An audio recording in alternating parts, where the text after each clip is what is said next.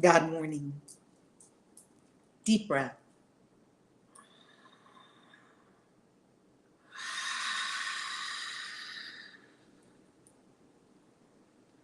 Breathe deeply and relax.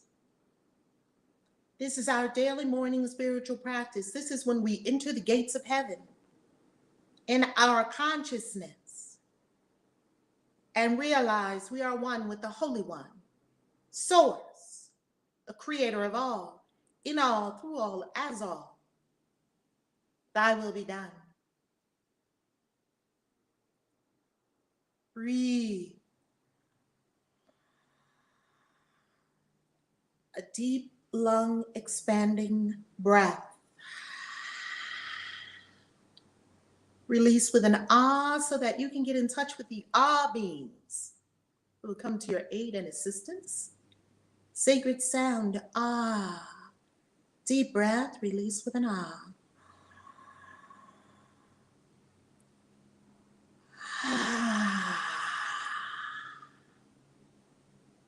Remember yourself. Set your intention for the day. Decide what your day will be like. Will it be peace? Will it be joy? Will it be discovery? Will it be productivity? Will it be calm in the midst of all the things that are going on? Will it be that you will anchor love no matter where you go? Will it be all of these and more? Set your daily intention and stand on it. Your day will be full of many opportunities and invitations into fear, and decline them all. Stand on love and declare, as our beloved spirit guide, Mother Maya Angelou did, I shall not be moved. Stand and tell yourself, I shall not be moved. You're a mountain of love. The world needs you now. The world needs your love. As we emerge into a dawning of a new day, breathe.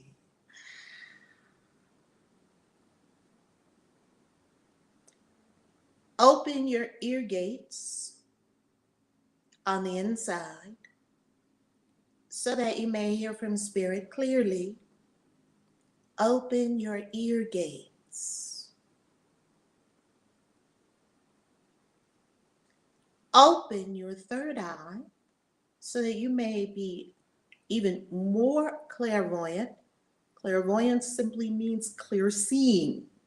You see clearly, unimpeded by the third dimension.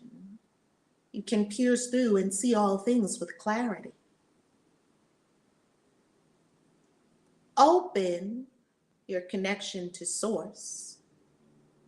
And as it is already open, expand your connection to Source now in the heart center.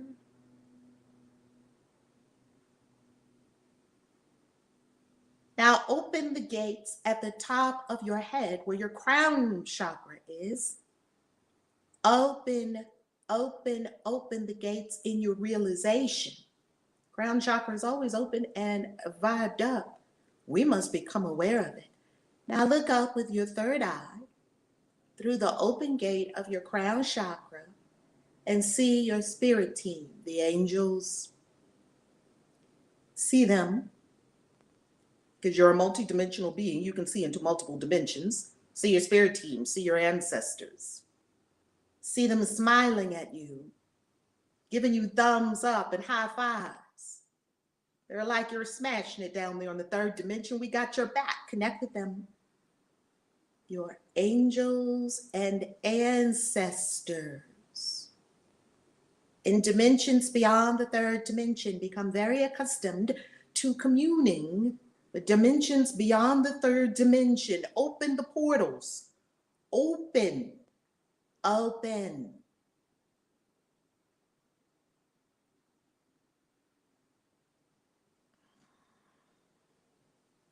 Breathe.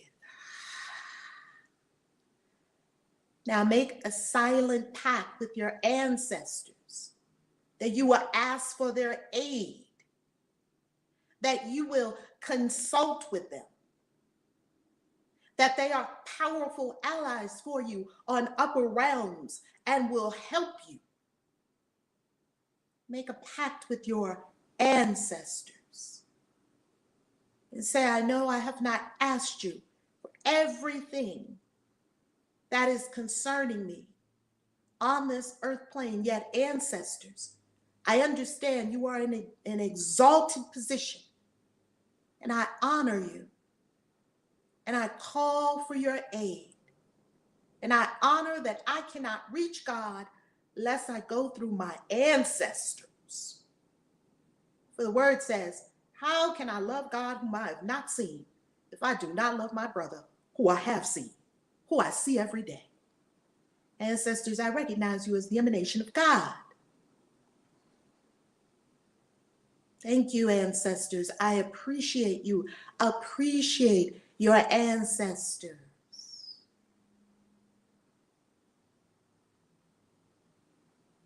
Let your ancestors know that you will offer up words of appreciation, your honor, your love, and prayers and incense, so that they may go higher and higher and higher in their evolutionary ascension to source. And they will help you, and you will help them.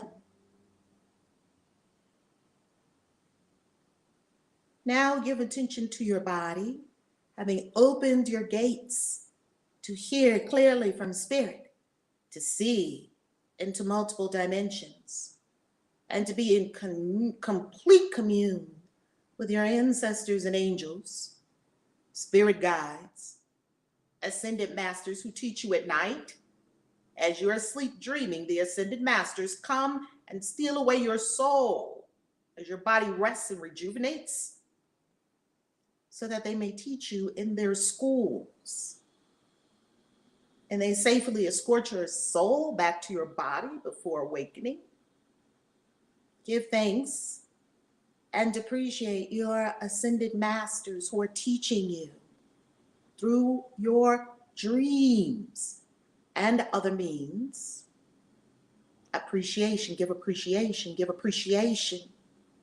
Acknowledge, recognize. You have tremendous help here in the third dimension. Acknowledge, recognize that you are a multidimensional being, and you commune with multi-beings in all dimensions. Easily. It's how you roll. Not just when you're praying and meditating, it's all the time.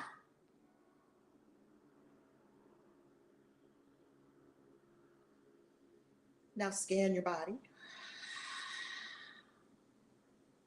Breathe deep with all the portals open. Scan your body.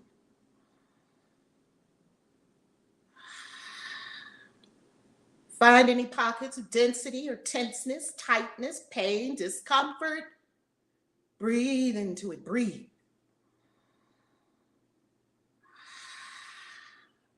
Free the body of pain. Free the body of tightness. Free the body. Heal yourself. Heal thyself. Free your body of pain. You don't need it. Free your body of illness. You don't need it. Certain illnesses cannot live in a higher vibration field. So you take your vibration up, and you will help your healthcare practitioners to care for you. While they do the physical work on you, you do the spiritual, mental, emotional work on you. Otherwise, you will never be all the way healed if you only address it on the physical dimension. Breathe and send that love into all those pockets in the body where you can feel out of alignment, stuck energy, stagnant energy. Now blow into your legs.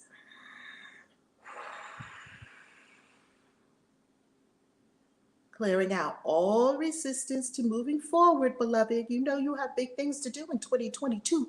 Blow through your legs. Blow the energy through your legs. You're blowing love energy through your legs. Blow.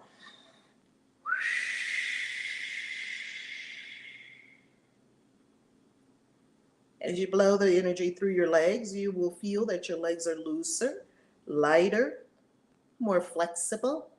able to move forward, no longer having any issues with legs, knees, or feet, ready to move forward. These are simply signs of resistance. We're afraid to step out and be big, to walk out onto our path. Blow through your legs a third time. Clear the energy, clear resistance. Blow.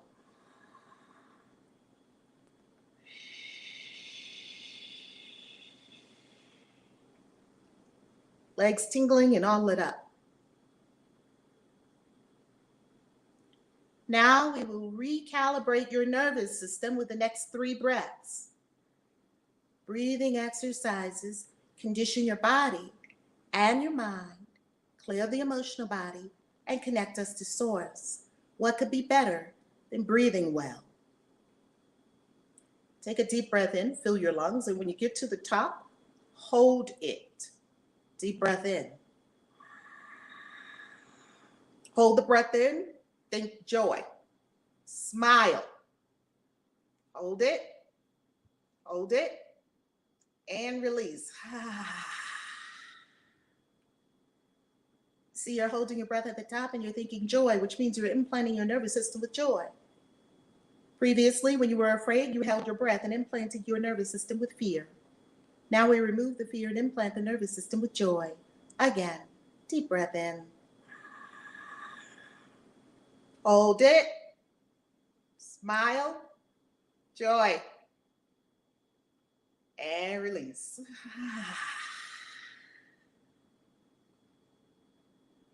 A third time, you will notice that your belly needs to be working. Strong core so that you can stand in integrity. We need a strong core so that you can stand on your square. Third time, deep breath in. At the top, hold it. Smile. Joy. And release. Come down. Scan your body. Know thyself is the most important command in magic.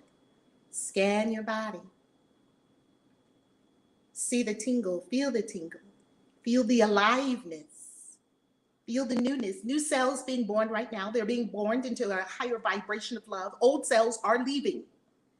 But remember, the old cells, when they leave, they give information to the new cells. Let the information be joy. Your body is remade every 7 years. No need for you to carry high blood pressure more than 7 years. You made billions of new cells. But what was the problem? The cells told the old cells that were dying, told the new cells what to do. Have your cells give the new cells a new command. Health, joy, peace, love, abundance. And breathe, beloved. And feel your hands all lit up with tingling fire energy of healing. Or perhaps you experience as cooling energy. However you experience it, know that in your hands is powerful energy for healing, for sending love.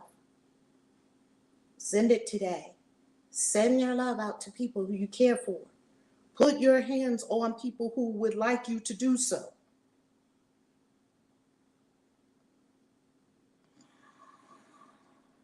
And when you are ready, breathe, look down first, drop your eye gaze down. You are becoming a master of your body. Your body does what you tell it to do, not what it wants to do. You are the master of your mind, your body. You are the master. That means the divine you is in charge. Your spirit self is in charge. Drop your eye gaze down.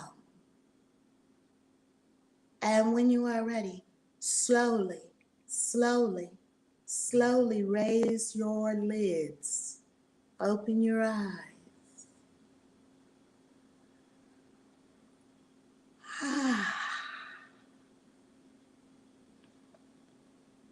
Just roll your eyes around in your head. Roll them around. Tell your eyes you see clearly. You see clearly, eyes. Roll your eyes around in your head the other direction. Tell your eyes you see clearly. Blessed morning, family. A Course in Miracles, Lesson 4.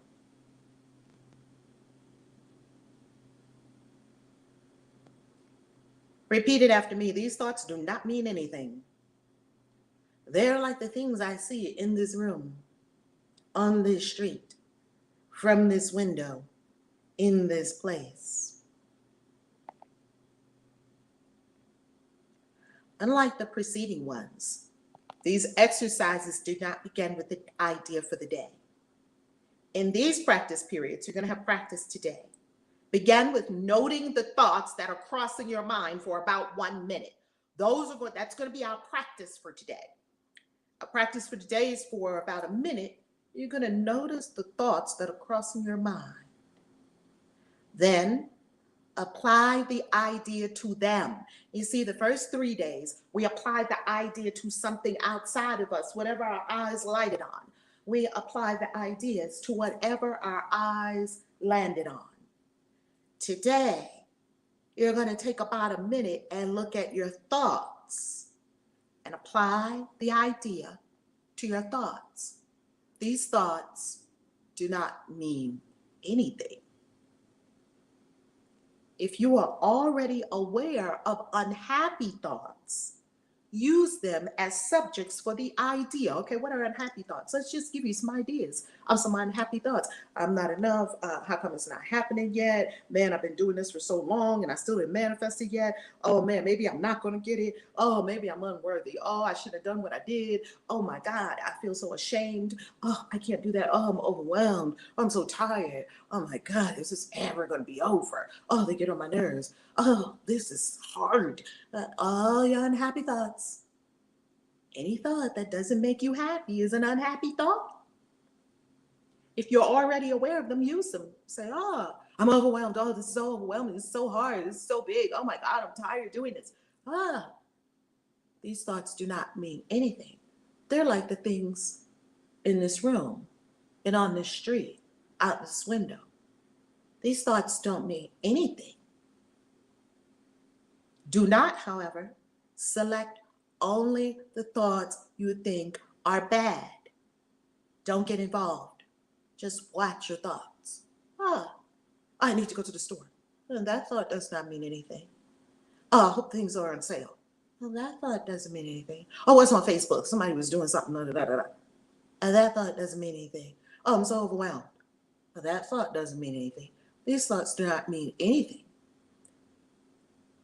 You will find if you train yourself to look at your thoughts. Beloved, train yourself to look at your thoughts. You're having thousands of them. Have you looked at them?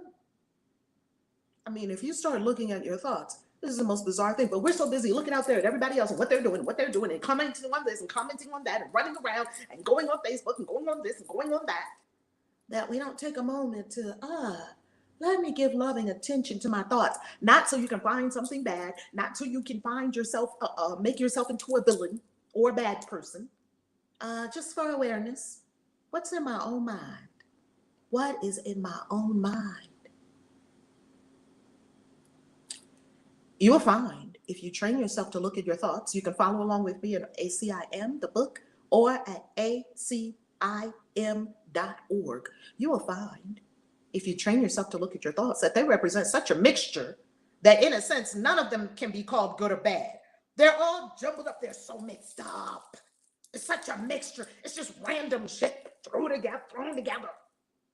This is why they don't mean anything. And the more you think, the worse it gets.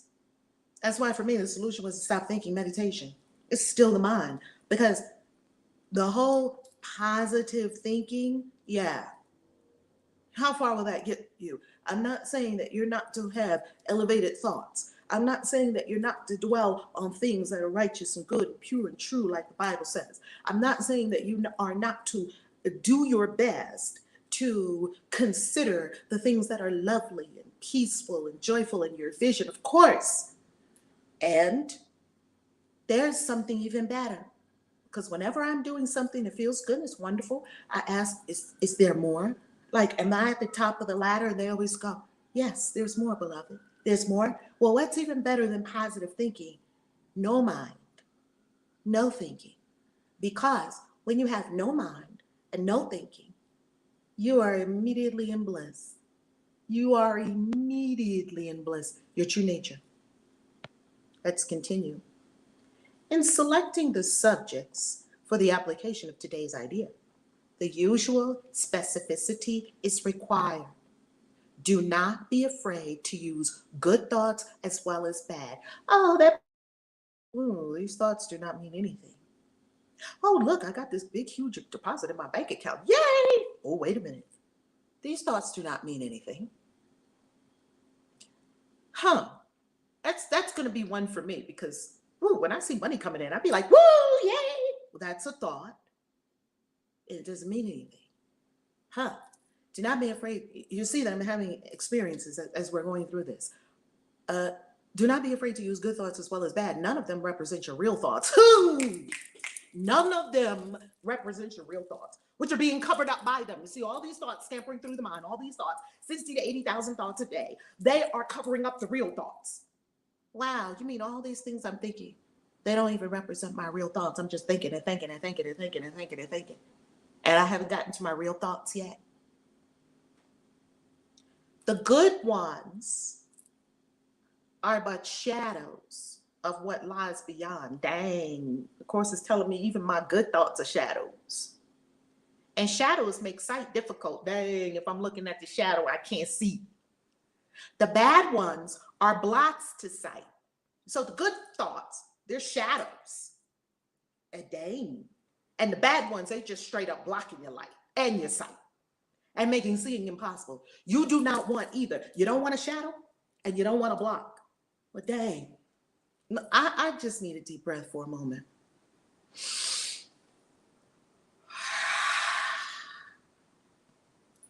So that we can integrate. You see, the Course is not a book you read for completion. We're not reading it just so we can check the box. We did all 365. Yay! No, beloved. Doing the entire training of 1 year, the 1 year training, that's part of it. That means you're showing up to it with all you have, with your journal ready. You're meditating. You're in it. You're in it. That's part of it. The other part is that as you read the Course, it needs to integrate. It needs to digest. It needs to sink into those pockets of darkness in our consciousness. It needs to land and get in there and knead like dough. It needs to move the energy through, and you can feel it. I just felt it like, wow, my good thoughts are shadows, quote unquote, good and bad, right? The thoughts I like, that get me excited, those are shadows. And my bad thoughts that are just, oh my God, just taking me down, they're just straight up blocks. I don't want either. I had to just be with that for a minute. Because how many good thoughts do we have? Like, I'm going to Dubai, and we're gonna do a ritual, and we're gonna fill in the blank, and you're gonna see your boo, and you're going out on a lovely experience of dining with some friends. You mean these thoughts do not mean anything, and you mean to tell me these thoughts are shadows? They're not even my real thoughts? Course, show me my real thoughts. This is a major exercise. See, the Course didn't take you straight into your thoughts because we wouldn't have been able to do that on day one. The Course had to condition you for 3 days.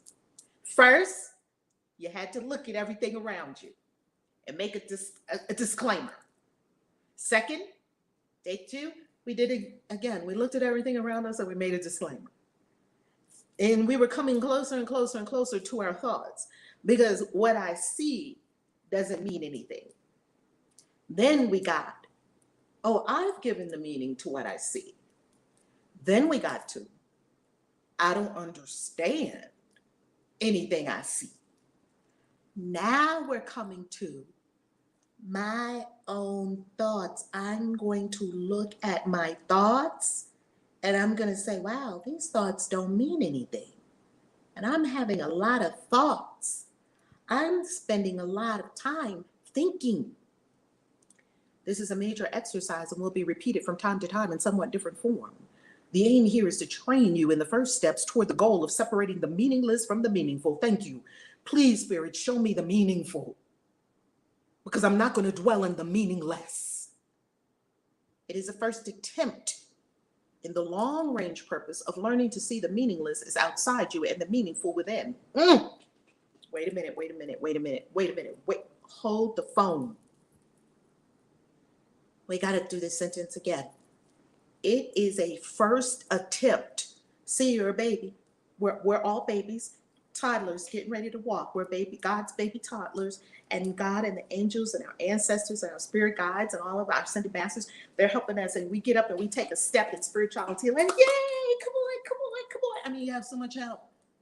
So what it's telling us is you made an attempt, you stood up, and you tried to do your meditation, you fell down. Because you stopped meditating after, 4 days or 5 days or whatever. And they were like, yeah, you can do it. What did you tell a toddler? What did you tell all the babies that you knew that were around you, whether you were the parents of the babies or not, and they were trying to walk? You just automatically encouraged them. You were like, oh, look, they were, look. And you held out little keys. Come on. And they were like walking like Frankenstein, trying to get that key. It was such a huge thing for them. And then what did they do? Fall again. You did this. And you're walking. And even if you didn't do it with physical legs, you still did it with mental legs. You did this with everything. This is how you learn. So don't beat yourself up ever. You just stood up and you took a couple of steps and you fell down. Well, you never did this before. You see, I never did this before. I read the course millions of times before. I never did this before. So I'm okay with toddling around and finding my way. I'm okay with it. Love it. Love yourself as you toddle around and try to get it. So that's what the course is telling you, that this is our first attempt in a long-range purpose of learning. And what's the long-range purpose of learning? To see the meaningless is outside you and the meaningful within. Bam! Chew on that. Like, There's a long-range goal here. Because we don't know the goal, because the ego is like, well, let's get on with it. Why does it have to take 365 days? I want to do it now. I'm just telling you my crazy thoughts. Well, it's telling you it's a long-range mind training. And there's a long-range purpose. So when I say mind training, I don't mean train you to be a robot or religious fanatic. It's to understand what's real and what's not. It's to come back to zero, set point, the infinite field, to remove all the conditioning, to come out the matrix, and to understand what you're looking at. It is also the beginning of training your mind to recognize what is the same and what is different. In using your thoughts for application of the idea for today, identify each thought by the central figure or event it contains. Oh, I got a great deposit into my bank account. Ooh, the central figure is deposit. Identify each thought by the central figure or event it contains. For example, this thought about deposits does not mean anything. Oh, I so love my kids. Kids. Well, these thoughts about my kids do not mean anything. I gotta go to the store. This thought about stores does not mean anything. Oh, I gotta go take my pets, my puppies out for a walk. Puppies. These thoughts about puppies does not mean anything. Do you understand that when you do this level of spiritual work, this is what is called becoming a spiritual gangster, becoming a master manifester. You speak your word and it shows up, or you simply send your intention out and it appears before you. Do you understand you are becoming master of yourself? Oh. It is like the things I see in this room, on this street, from this window. These thoughts do not mean anything. They're like the curtains. This thought about going to the bank, this thought about banks is like that lamp. It don't mean anything. You see, you're scouring your consciousness. this is the first lesson that gets really deep. I think the course is going to blow some people out after day 4, because day 4 you're going to have to take yourself on. And people don't like to do that. They don't like to take themselves on. They don't like to really take yourself on. Like, come on, in love, I'm gonna take myself on. People don't like to do that because they don't like to be responsible, because then it's going to require too much of them. Woo-hoo-hoo. It requires a lot of you to be responsible. It requires a lot of you to be free. Being free is not free. It costs everything. People don't want to give up. They don't want to give up their petty thoughts. They don't want to give up their little identity. They don't want to give up their personality. They don't want to give up how they like to do it. They don't want to give up. They don't want to give things up. You're different. You're here because you're like, I'm ready to give up everything to be God. I mean, what could be better than being God? I will fucking give up every thought I have to be God. Is that what's at the end of this? Yes, being God. Give it to me. You can also use the idea for a particular thought that you recognize as harmful. So if you recognize that you have recurring harmful thoughts, this is what you're going to do about it. This practice is useful, but is not a substitute for the more random procedures to be followed for the exercise. So just whatever thought comes to your mind, apply the idea. This thought about Facebook does not mean anything. Yet, so you're not going to substitute that process. But if you do have a harmful thought, it says, do not, however, examine your mind for more than a minute or so. You are too inexperienced as yet to avoid a tendency to become pointlessly preoccupied. You see, our mind is not trained yet, even if we've been working on this for years. Baby, I have been working on this for decades. I'm still on this planet. I'm still not God yet. So I guess, well, I'm God. Everybody's God. I'm talking about if you haven't ascended yet, hey, what else you gonna do on planet Earth other than ascend? We're all still here, so you might as well ascend your consciousness. And we acknowledge humbly, without arrogance, that we have unfoldment to do. We have growth to do. We have changing and transformation to do. We have it. What's coming to me and what's been coming to me over the course of this paragraph is Zaire. I watched Zaire's video yesterday, and Zaire had her drink in her hand, and she said, this is my last drink for 90 days. And I'm like, whoa, okay. Because she said, it's not in harmony and alignment with the body I want. I got body goals. You see, we all have goals. We have things we desire to accomplish. And we understand that if we have things we desire to accomplish, we must become different beings. You cannot put new wine into old wineskins. Since we're talking about spirits here in liquor, you cannot put new wine into old wineskins. You will not be able to take your old self and do new things. You're not going to be able to do it because your old self is ratchet. My old self is ratchet. Should be like, whatever, what? We sleeping late, watching Netflix and eating chips. What's wrong with that plan? And drinking soda and eating Oreos. What's wrong with that plan? I don't see nothing wrong with that plan. Old self, that plan would not get me my body goals, old self. You got to die. Right? Just talk to yourself. In love, old self, I tell you what, old self, you sit here and watch me be a new self because you're old wineskins. I'm new wineskins. Your old self can't do new things. Do not, however, examine your mind for more than a minute or so. You are too inexperienced as yet to avoid a tendency to become pointlessly preoccupied, just going around with your mind, just looking at, oh my God, I didn't know I was thinking that. Don't judge yourself. Further, since these exercises are the first of their kind, where you're actually going to just take a minute every so often today, 3 to 4 times today, and you're just going to look at your mind. Since these exercises are the first of their kind, you may find the suspension of judgment in connection with thoughts particularly difficult. You see, we see our thought and we say, oh my, I shouldn't be thinking that. And you see a revenge thought in it. They did that to me and I went, nah, I hope. Now you may think, here's how my revenge thoughts play out, because, revenge thoughts and these different thoughts, they elevate with you. I'm gonna give you an example. A former revenge thought from my old self might have been, I'm gonna get you back. A new revenge thought from meditating and ascending in conscious, karma's going to get you.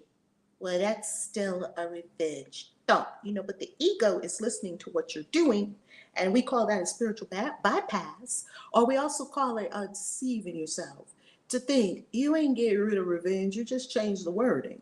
But it sounds good. Oh, well, karma.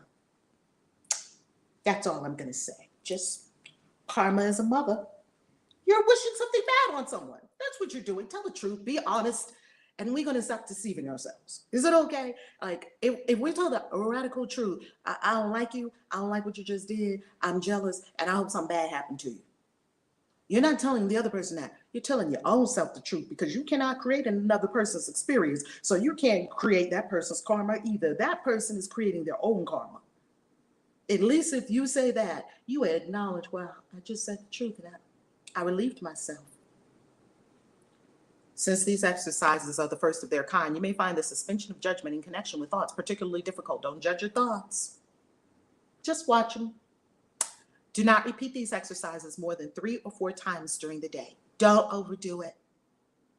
It's just a simple exercise. Keep it simple and free and happy and light, and just be entertained. I'm entertained by my thoughts a lot. We will return to them later. Deep breath.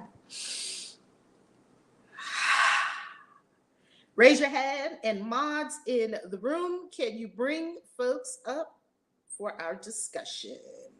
Clubhouse, it's time for our discussion. Let's go to Clubhouse and comments. What did you hear?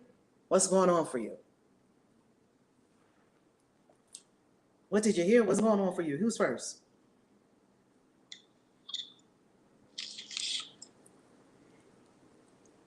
Is any of the mods going first, or are we going to have Amber go first? Oh, go ahead, Queen Hadassah. Good morning, everyone. Good morning. What a beautiful exercise. This exercise really reminds me that I am constantly thinking, and most of my thoughts, before I started becoming conscious of my thoughts, were definitely filled with thoughts of the need for protection or defense, or I need healing, or I need to feel some sort of lack, because these are just my thoughts. And I engaged in the process of examining my thoughts, and it took a while because my thoughts were really, really out there. And so what I'm learning is, that exact thing in the lesson, learning to see the meaningless as outside of me and the meaningful as within me. Whereas before, I found value in everything outside of me. Marker of success. However, now that I understood, those thoughts had to be, can you hear me? Those thoughts had to be transformed so that I can have new thoughts. And these new thoughts are now the basis of my manifestations, because thoughts are electric and they are the currency of my manifestation. So I can manifest things differerly now because of the quality of my thought life. So it's very important to, as the course says, watch your thoughts. And this reminds me of the time we went to dinner in Bali, Rev, and on the steps, it was written in flowers and marigolds, watch your thoughts. And I thought it was so cute. But now I realize just how critically important to my spiritual growth watching my thoughts is. And so with that, I would just like to say to practice watching your thoughts, because you would be surprised what you're thinking of. And those are the currency of your manifestation. So if you're not getting what you want, examine your thoughts. I'm complete. It's very fascinating. You said a few things that are resonating with me. One is the quality of your thought life has changed. I love that. The other is that when we were in Bali, we've been to Bali so many times, because Bali is my soul home. When we were in Bali, they literally had spelled out, was it in yellow flowers? I don't remember. Was it yellow Yes, flowers? it was yellow. Mm-hmm. Watch Yellow your marigolds. thought. Oh, there were marigolds. Yep. Oh my God. I still remember it was like it emblazed it on our consciousness to watch your thoughts. And that's the same thing the Course is saying now. And even though you may think that you're a positive thinker, oh, watch your thoughts for 5 minutes and see the truth. Okay. You also said the meaningless outside of us and the meaningful within, that the Course is taking us there. When you said the meaningless outside of you and putting so much meaning into the meaningless, specifically, what were you referring to? Because what I was seeing was designer bags and all the accoutrement that we used to think was so important. Talk about it. Yeah. Well, yes. I mean, it's programming. And when we pick up the programming of this is what it means to be successful, that you will have these things, and I call them all plastic things from China, because most of our stuff is imported from China, and we make this big fuss about how, well, I did at the time when I was working and in my career, and I look around and I'm like, I pretty much spent my money on junk just to keep house, or to say I have this vehicle, or I have these clothes, or this is the statement of my success, which it really wasn't. It was foolishness. And so it wasn't until I understood, and it took a while to understand, that none of those things mean anything. None of it. And I don't even have half of those. I don't even have a quarter of those things that I spent my salary on. So none of it meant anything. They're not real. Wow. Incomplete. Queen Hadassah is one of the initiates who has graduated in the mystery school, and she is an initiated high priestess in the Temple of Ma'at. And one of the things that I can say about Queen Hadassah is she made such a radical change because she was all the way in it. Like, she came to every event, and when she came to the event, she was in it, right? And she had a very similar path to mine. Dr. Denise Bacchus is a freaking genius. She got, one time we were on a retreat in Dubai, and in the room was Dr. Denise Bacchus, Dr. Madeline St. Germain, and Dr. Jatea Wiley. With just those three, y'all have something like 12, 14 degrees. How many degrees do y'all have just between the three? It was 15 degrees. 15 degrees between these three. Nothing wrong with it. Beautiful. They did what they were told to do. They climbed the success ladder. They got their 6 figures. They got their corner office. Dr. Denise Bacchus, professor in school. All of this. Oh, you're a professor. OMG. How amazing. Me, financial advisor, doing, oh yeah, wearing suits, carrying a Louis Vuitton bag, got the Fendi wallet, got this, got the Lexus, got the Mercedes Benz. Oh, all that is meaningless. This, I don't know what, I found it, I don't know, maybe $7.99 in Marshalls, because it has elephants all over it. I love elephants. It's my totem animal. I got it. Ain't a designer tag on this, not at all. All the suits, all the designer tags, all of this stuff. Nothing wrong with it. Please do not take from me that something's wrong with any of it. There's not. You like it, buy it. I'm going to tell you what happened for me. Over time, I thought to myself, why am I spending all this money? Why am I spending all this money?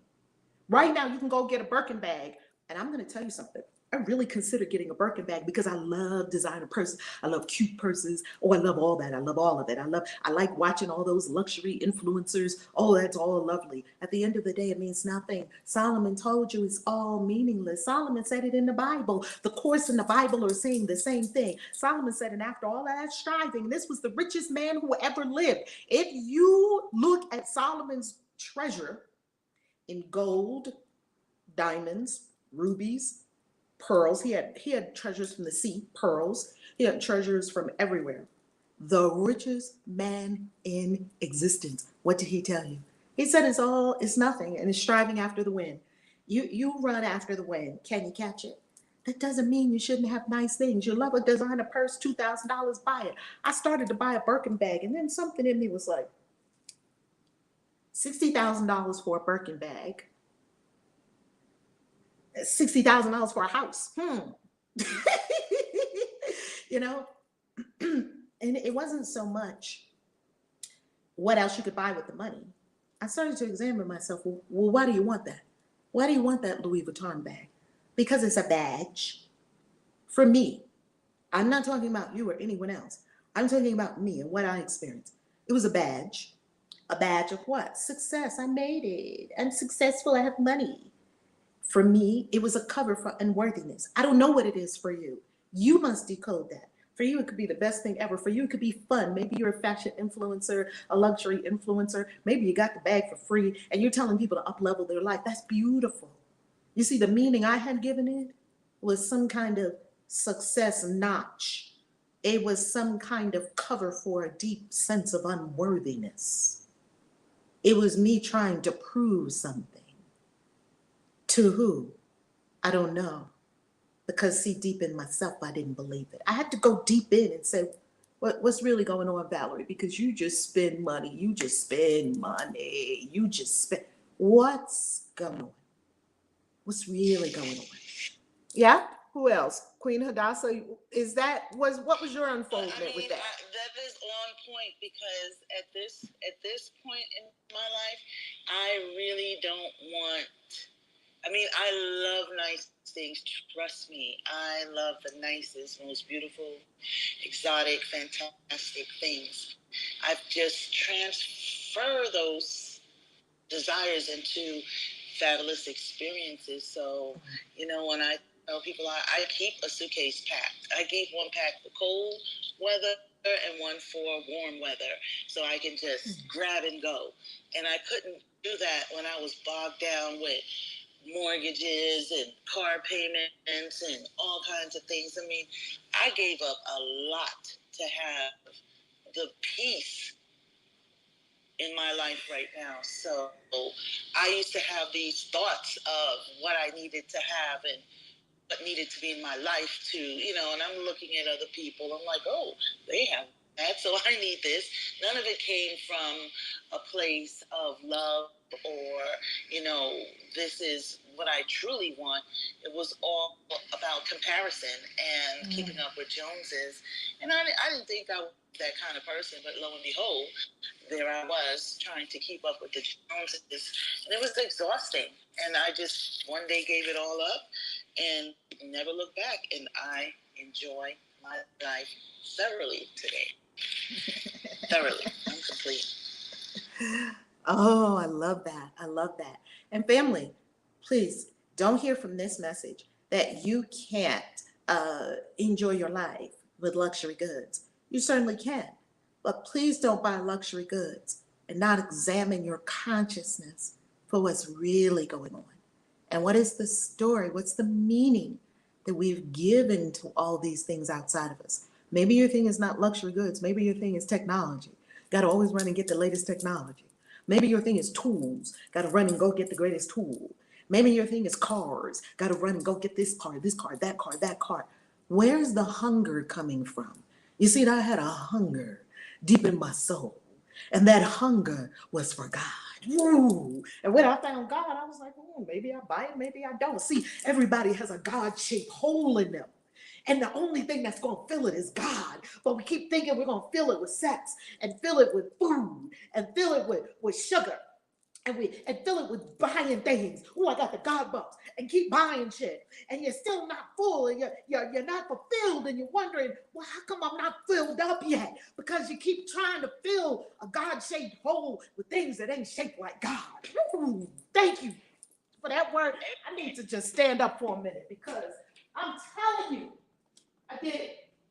I'm telling you I did it. Oh my God. Oh my God. Who knows what I'm talking about?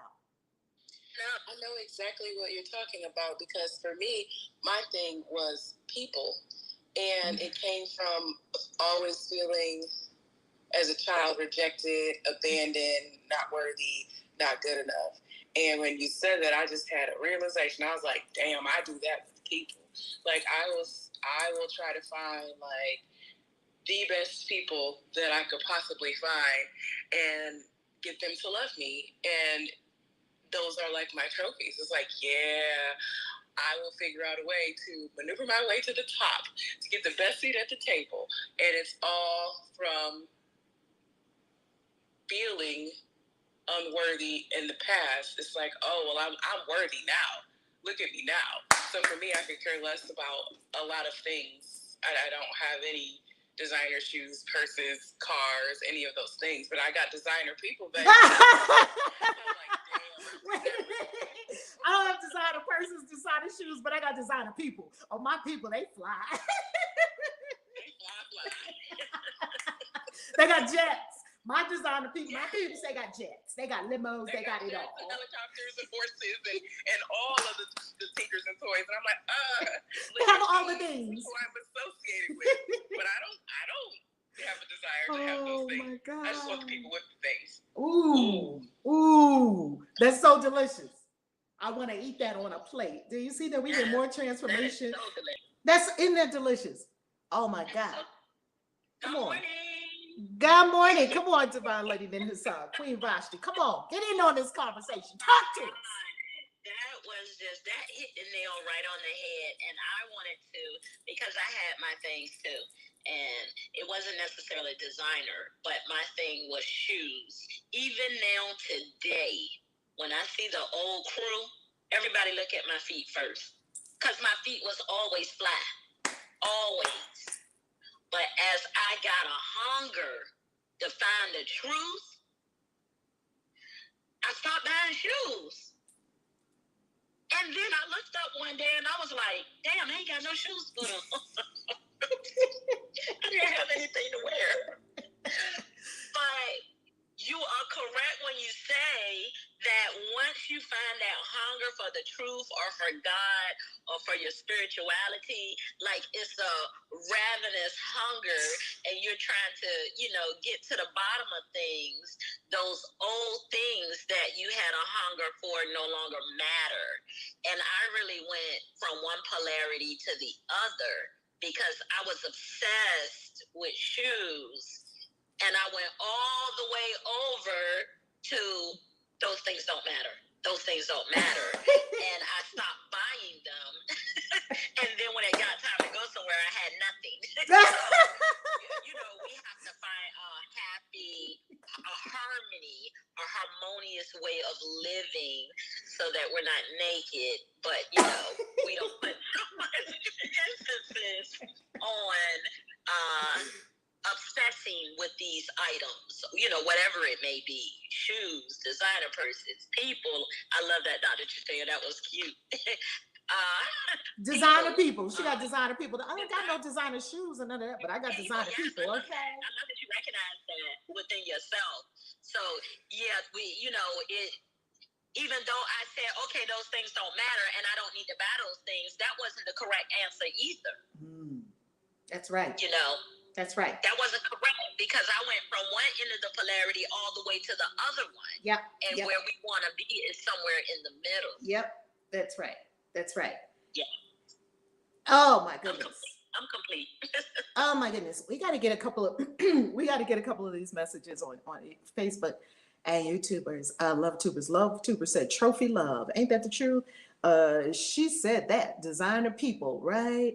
Alethea, I do this with tools like candles, crystals, wands. Child, Alethea, how many candles and crystals and wands?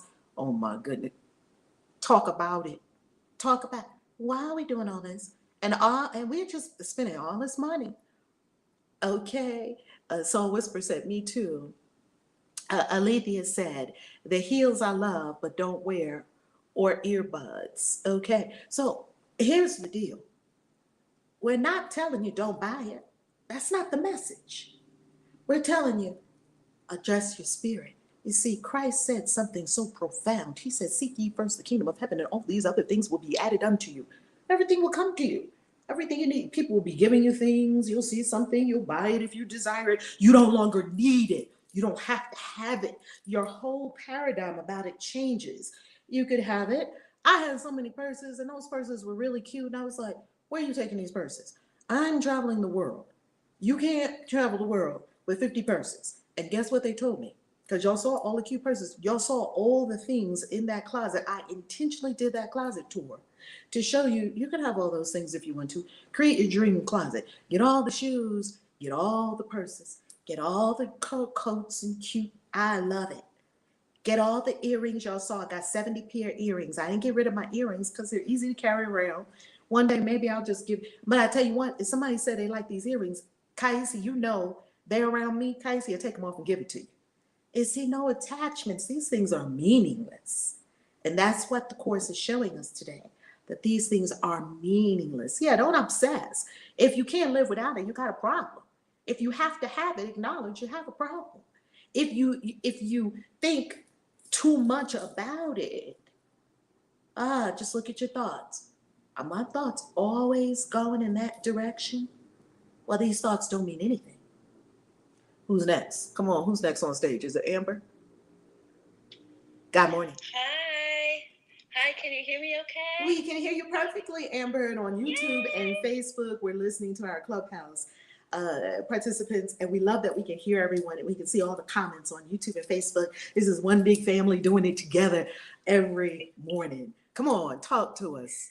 Hey. Well, I had to come on and just say something today because I'm going to have to watch and listen to the replay about today's lesson because I was so just tingling from the meditation that I didn't take in the beginning of the lesson. But I have to tell you, because when you were talking about the healing, my fingers kind of went like really warm, and something happened yesterday, and I thought when my fingers are tingling, I thought I have to tell you this. So I'm quite new to all of this. Kind of asking spirit for things and just letting spirit guide me and everything. So what happens, one of my children has got a physical illness. That means his bones break all the time, really easily. And what happened was he's just fractured his arm. So he's just broken his arm. So we were at the hospital, we got the cast on, we got the pain meds, and everything's good. And then he woke up at 3 o'clock in the morning in so much pain, and he wasn't due his pain meds, so I couldn't give him any pain medicine. I was like, I don't know what to do because he was in so much pain. Queen Vashti, you have something I to. thought, okay, what would one moment, Amber. This is really important. Queen Vashti, do you have something to share? You have a hot mic. Lady Divine Lady Ninhursad? Wow. You have something to share?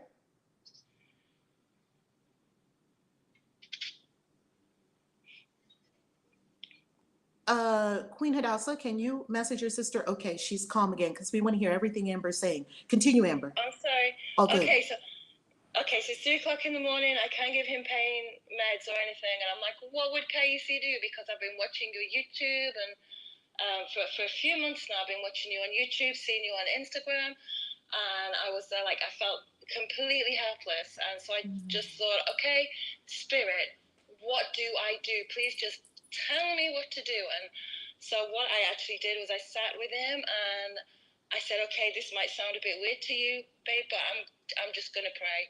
Okay, I'm just gonna pray. I'm gonna ask Spirit to help you. We're just gonna go with me on this one, okay? Because he's like, I know I'm in pain, Mom, but what are you doing? So I put my hand on his leg and I was just praying, and some things I said out loud, some things I said to myself, and I moved my hand off his leg and he goes, Mama, can you put your hand back? And I'm like, why? He goes, because I can feel it tingling and it's helping. And I was like, oh my goodness. So I put my hand back and we carried on just for like 10 minutes. And he goes, it's okay, now the pain stopped. And I was like, oh my goodness. And I thought, okay, maybe he had the painkillers delayed maybe they did kick in really, really late. Maybe it wasn't me, but I could feel my fingers kind of tingling. And then when we were doing the meditation at the beginning, my fingers, they started this tingling again. And I thought, oh Lord, that was not like a fluke. That really did happen. And I thought, so my mind was so going everywhere that I was trying to calm my thoughts at the beginning of the lesson and I missed it. So I'm going to have to go back and review and just try and calm everything down. But I thought, oh my, nothing like that has ever happened before. And I just thought that I know deep down that I did something and I did help him, but I was a little bit in denial because I was like, how could I have done that? But now, because I got that tingling, I was like, no, I definitely did. So I just thought I had to I just had to come on and say thank you so much, because something with doing these Course in Miracles, it's only lesson 4, but something's just kind of clicking and things are changing, and I just wanted to thank you so much because whatever you're teaching, it helped me, it helped my son. So I can't thank you enough for everything that you're saying and you're teaching. So that's all I had to say. So thank you so much. I'm complete. Oh my goodness, Amber, you have me in tears over here because I'm thinking about this young boy. How old is he? Okay, well, he's actually 16. Yes. But he's got autism as well, so he's kind of, if I say mentally, he's kind of like 11, but physically, he looks like he's about 8 years old. I was getting 8. That is very interesting. I was not getting a teenager. That's why I said this young boy. I was getting 8. That was the exact age I was getting. 8, yes. Wow. The condition he's got changes all his development, and as his bones grow, they break and then they reheal. So if you see, he looks like he's about 8 years old, if you see him.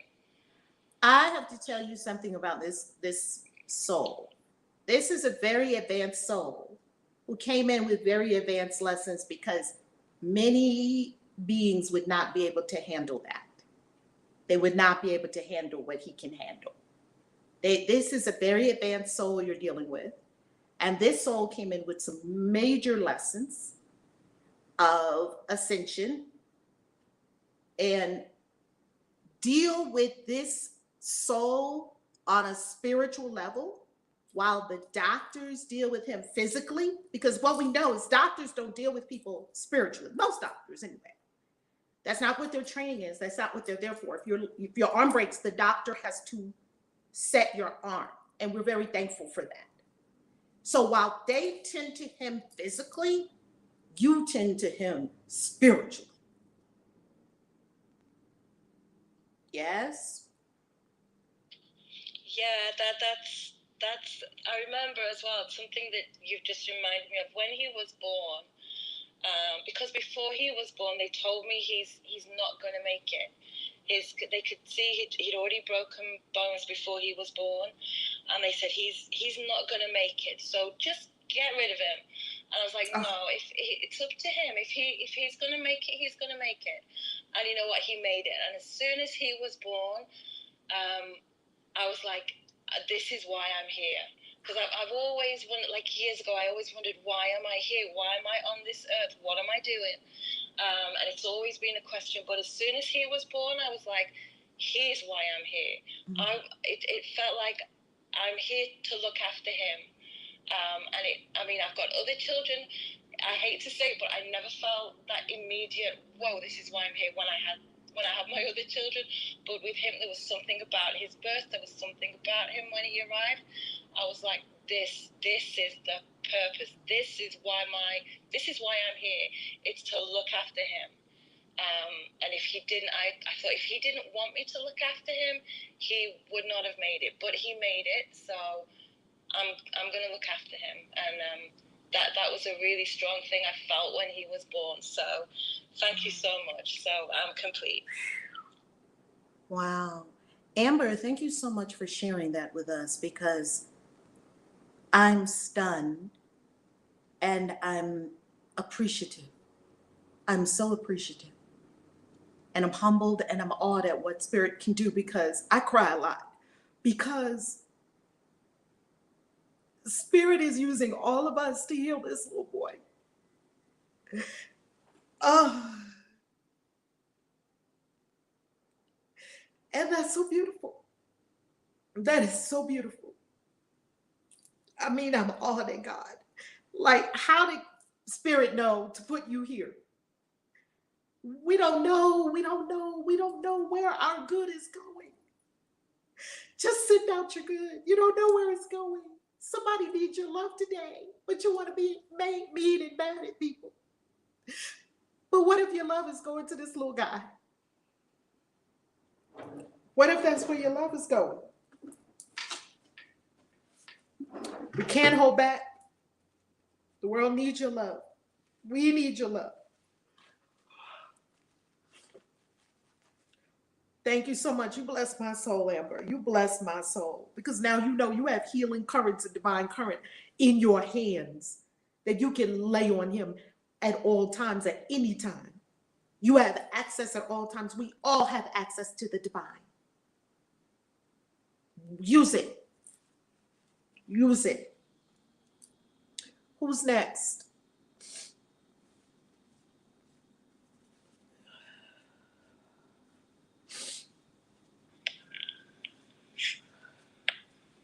Well, I just want to say, in examining my thoughts, Amber, bless you and bless your son. And I know how it feels to have someone come into the earth plane and feel as though they're the reason why you are here. But I had a funny thought when I was examining my thoughts when Amber first started speaking. I was like, ooh, I need Amber. I don't have one of those. I need someone with such a great accent. And I just had to laugh at the thought. I was like, ooh, there I go again, designer people. I'm complete. Oh, that is beautiful to understand and see and recognize. Family, I'm going to ask everyone right now to close your eyes and send love to Amber's son. It knows, the universe knows what it is. I'm going to ask everyone right now, pause what you're doing for a moment, send your healing current to Amber's son. Everybody, just take a moment and do that. And when you think about him today, send him a healing current of love. Because this young guy probably did more in his life than I did in 50 lifetimes. In his 16 years, he probably withstood more than I've withstood in 5 lifetimes. So send him love. Because he has a magnificent soul journey. And he's doing it. And he's still in it. So send him love.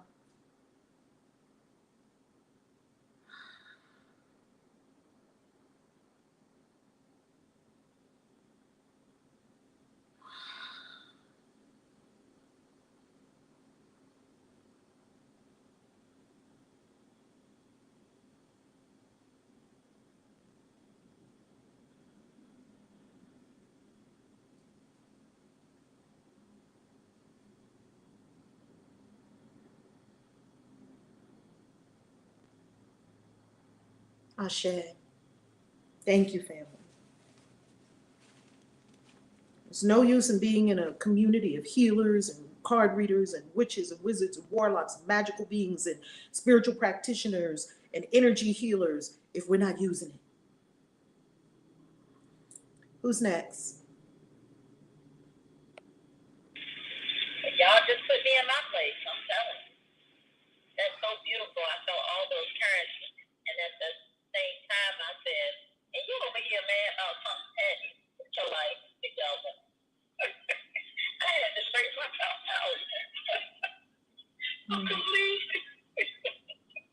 Isn't it magnificent when we come together in a spiritual community? I'm telling you, you think you have a problem until you look around. You ain't got no problems because your bones are not, my bones are not broken right now. You ain't got no problem. You ain't got shit to concern yourself with. Put your attention on someone else and love them. Heal someone. Go find someone that you can heal today. That's the best way out of your problems. Who can you serve? You can't think about anybody to serve? Sit down and be still and meditate and say, well, my love is open and available to anyone who needs it. You ain't got no problems. I'm telling you. Because you listen to Amber, you'd be like, well, damn, I ain't got problem the first. Zaire, how you loving? No drinks, huh, Zaire, for 90 days? Hi, Kaisi. Hey everyone. Yes, no drinks for 90 days. Nope, nada, none. I'm going to be the first to congratulate you on your 90-day commitment to no alcohol. I saw you take that last sip in that video. I was like, oh, go ahead, Zaire. Zaire is, come on. Go ahead, talk to us. Yeah, I definitely was sipping that night for real. But wait a minute, I have a question for you. Was it like a Fat Tuesday moment? You know, that's where Mardi Gras comes from, Fat Tuesday, because Ash Wednesday is when we're going to start 40 days of Lent before Christmas, and we giving up this, and we giving up that, and we giving up the, through Lent. So Fat Tuesday is like eat all your food, drink all your booze, sex everybody, do everything. Because tomorrow we're gonna be holy for 40 days. Was it like that? It really was, especially on New Year's Eve. Like I turned up, and then I woke up and I was still feeling it, but I was like, no, it's my last day. I'm still gonna drink some more. Come on, body, come on. So yeah, I definitely I did it to enough where I have to mimic drinking, and I already don't. I'm not yearning for it, so it's all good. It's all good. I'm excited for this journey. Yeah, and thank you. And Amber, thank you so much for that story. It put my life in perspective, and I really felt the energy, Karen, when we had started giving love.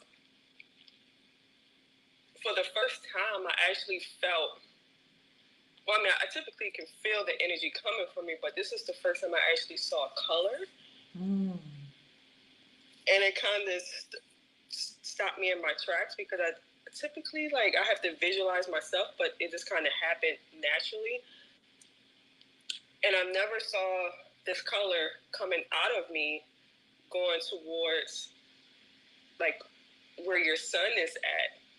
And I feel it, and it's amazing, because I'm just like, wow, I haven't smoked weed or anything, and I'm like feeling it. I'm like, what's happening to my energetic body? And I also think too, like, even just we only on day 4, but I don't think that means anything as far as like your. Well, I have been doing this for a while too, but I'm just in awe right now, because I've never saw like this beautiful color come out of me before. When like sending love. So thank you for my inner activation, Amber, through your story. I really appreciate that. And I do love your accent too. I was thinking the same thing, Lady There. So Taya, it's like, wow, her accent is so gorgeous. And Dr. B, you had said something that really made me happy, I would say, when you said that our thoughts are the currency for manifestation. I said, oh my God, I never looked at it that way, but that is so true. And I feel like that is going to be a saying that sticks with me forever, to always go back on. So I appreciate all of you all. I love you all, and I'm complete.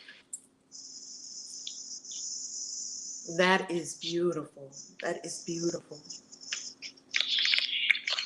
I could see the current coming. When you see the current coming from your hands or emanating from you, and you see it, you know that this is an infinite divine energy. It doesn't have limits, so you can pour out as much as you want. Your body may feel, sleepy. It's just like Edgar Casey. We just went on our retreat. I pray you come with us. Come be with us in person, because that's the magic. If you think this is magic, when you're with us in person, oh my God, it's this squared.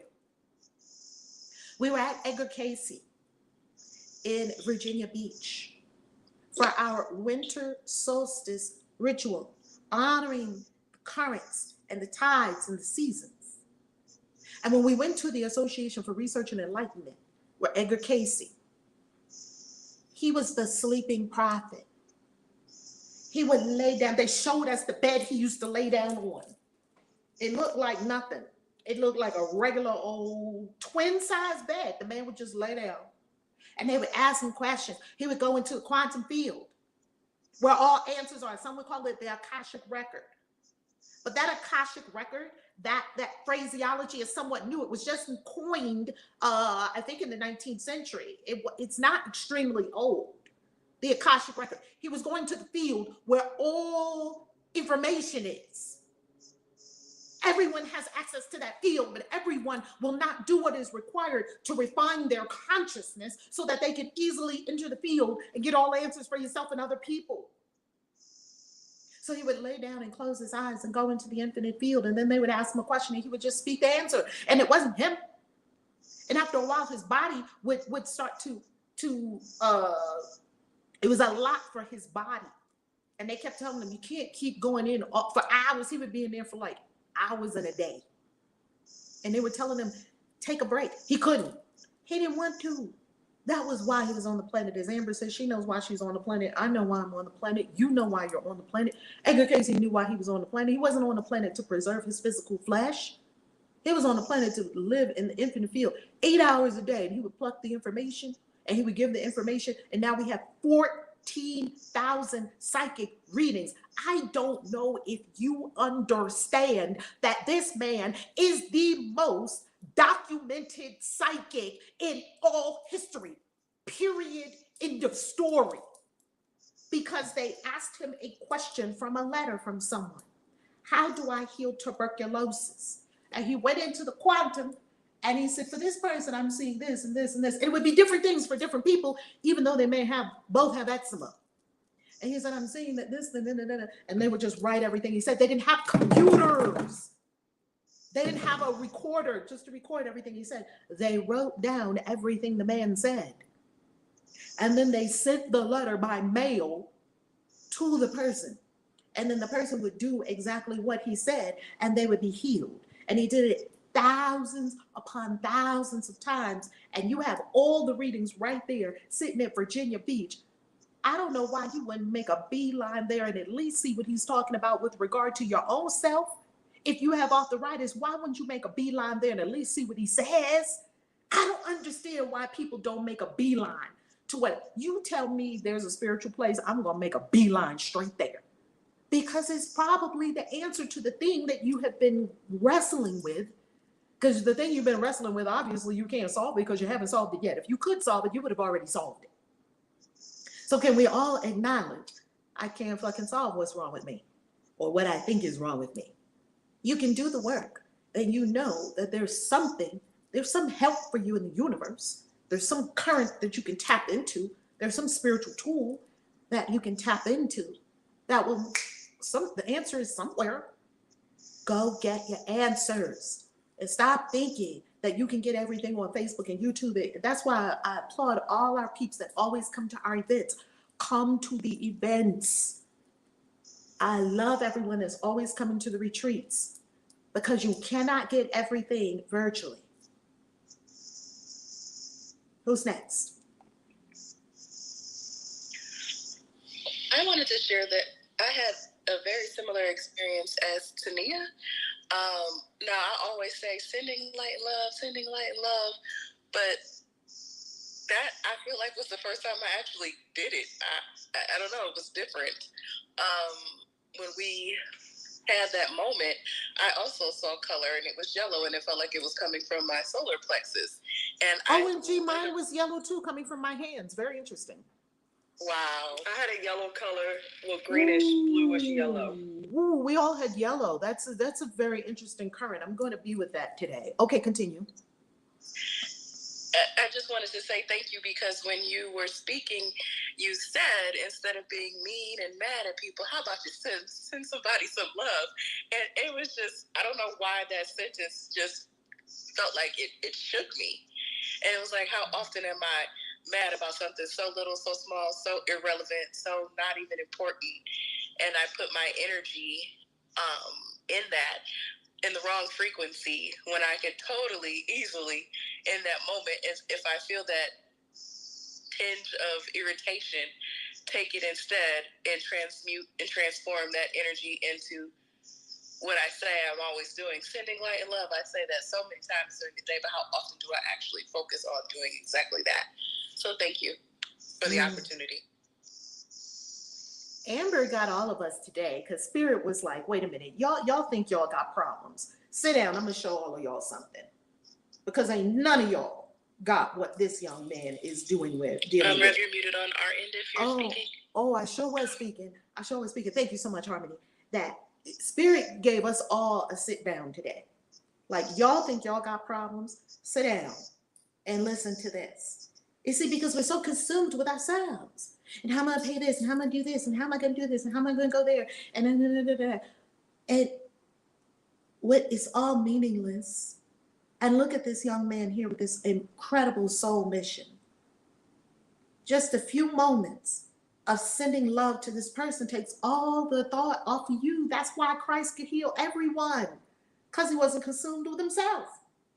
And it didn't matter who asked him, because one time a Roman centurion came to him. And why would you go someplace with a Roman soldier? They were the hard hands. That's like a black dude going to help a cop, a white cop, a white racist cop in the South. If you're in New York, if you're in the United States and you understand what that means, it's like a black dude who's a healer and a white racist cop coming to him and say, can you help me with my child? And he says, yes.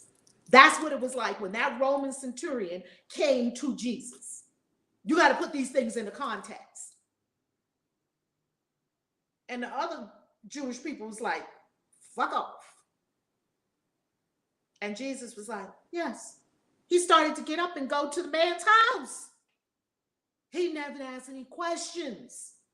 He wasn't caught in the drama of Romans against, you think black against white is new? That's the oldest shit on the planet. These people against these people. Oldest shit on the planet.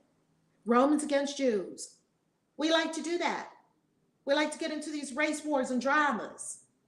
Black against white. This one against this one. Chinese against China against America. And before it was America against Russia. We're just looking for enemies. Stop it. He said, I'll go with you.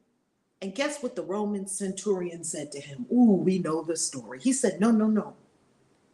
Because see, I'm a man of blood. And you're a holy man. Do you see that a man of blood recognized the holy man? He said, I am not even fit for you to come under my roof. But I do know something. See, I command legions, other soldiers. And I think something like that might be going on with you too. And if I say a word, I don't have to do the thing. I say the word and the thing is done. And I know, if you read this and understand what it's talking about, you'll be changed. You won't be telling people they're going to hell. You understand. Scales will fall from your eyes and you will see that no religion has the corner on any of this. And he said, I think that if you just speak the word, my child, my daughter is going to be healed. Just like Amber said, I think if y'all just speak the word, I think my child will be healed. And I know that's the case. I know it. With every fiber of my being, I see this boy laying on the table, on the bed, going back and forth to the doctor. And I know that if you speak the word, the divine word, this child will be healed. And Christ turned to his apostles that were sitting right there with him every day. And he said, in all Israel, y'all sit with me all the time, in all Israel, I can't find somebody that has this kind of faith. You don't believe. You don't believe. You don't have faith. You don't believe. You don't. Because if you did, you would do something different. He said, go in peace, your child is healed. And in that very instant, they didn't have cars. They didn't have computers. They didn't have mobile phones. He said in that very instant, his child was healed. Done. That's your power. Christ said, greater things than this shall you do. But you want to think you good because you go to church. Fuck church. Get out there and heal some fucking people. You sitting in church. Oh, you good. You a good Christian, but you ain't like Christ. I said it. Who's next?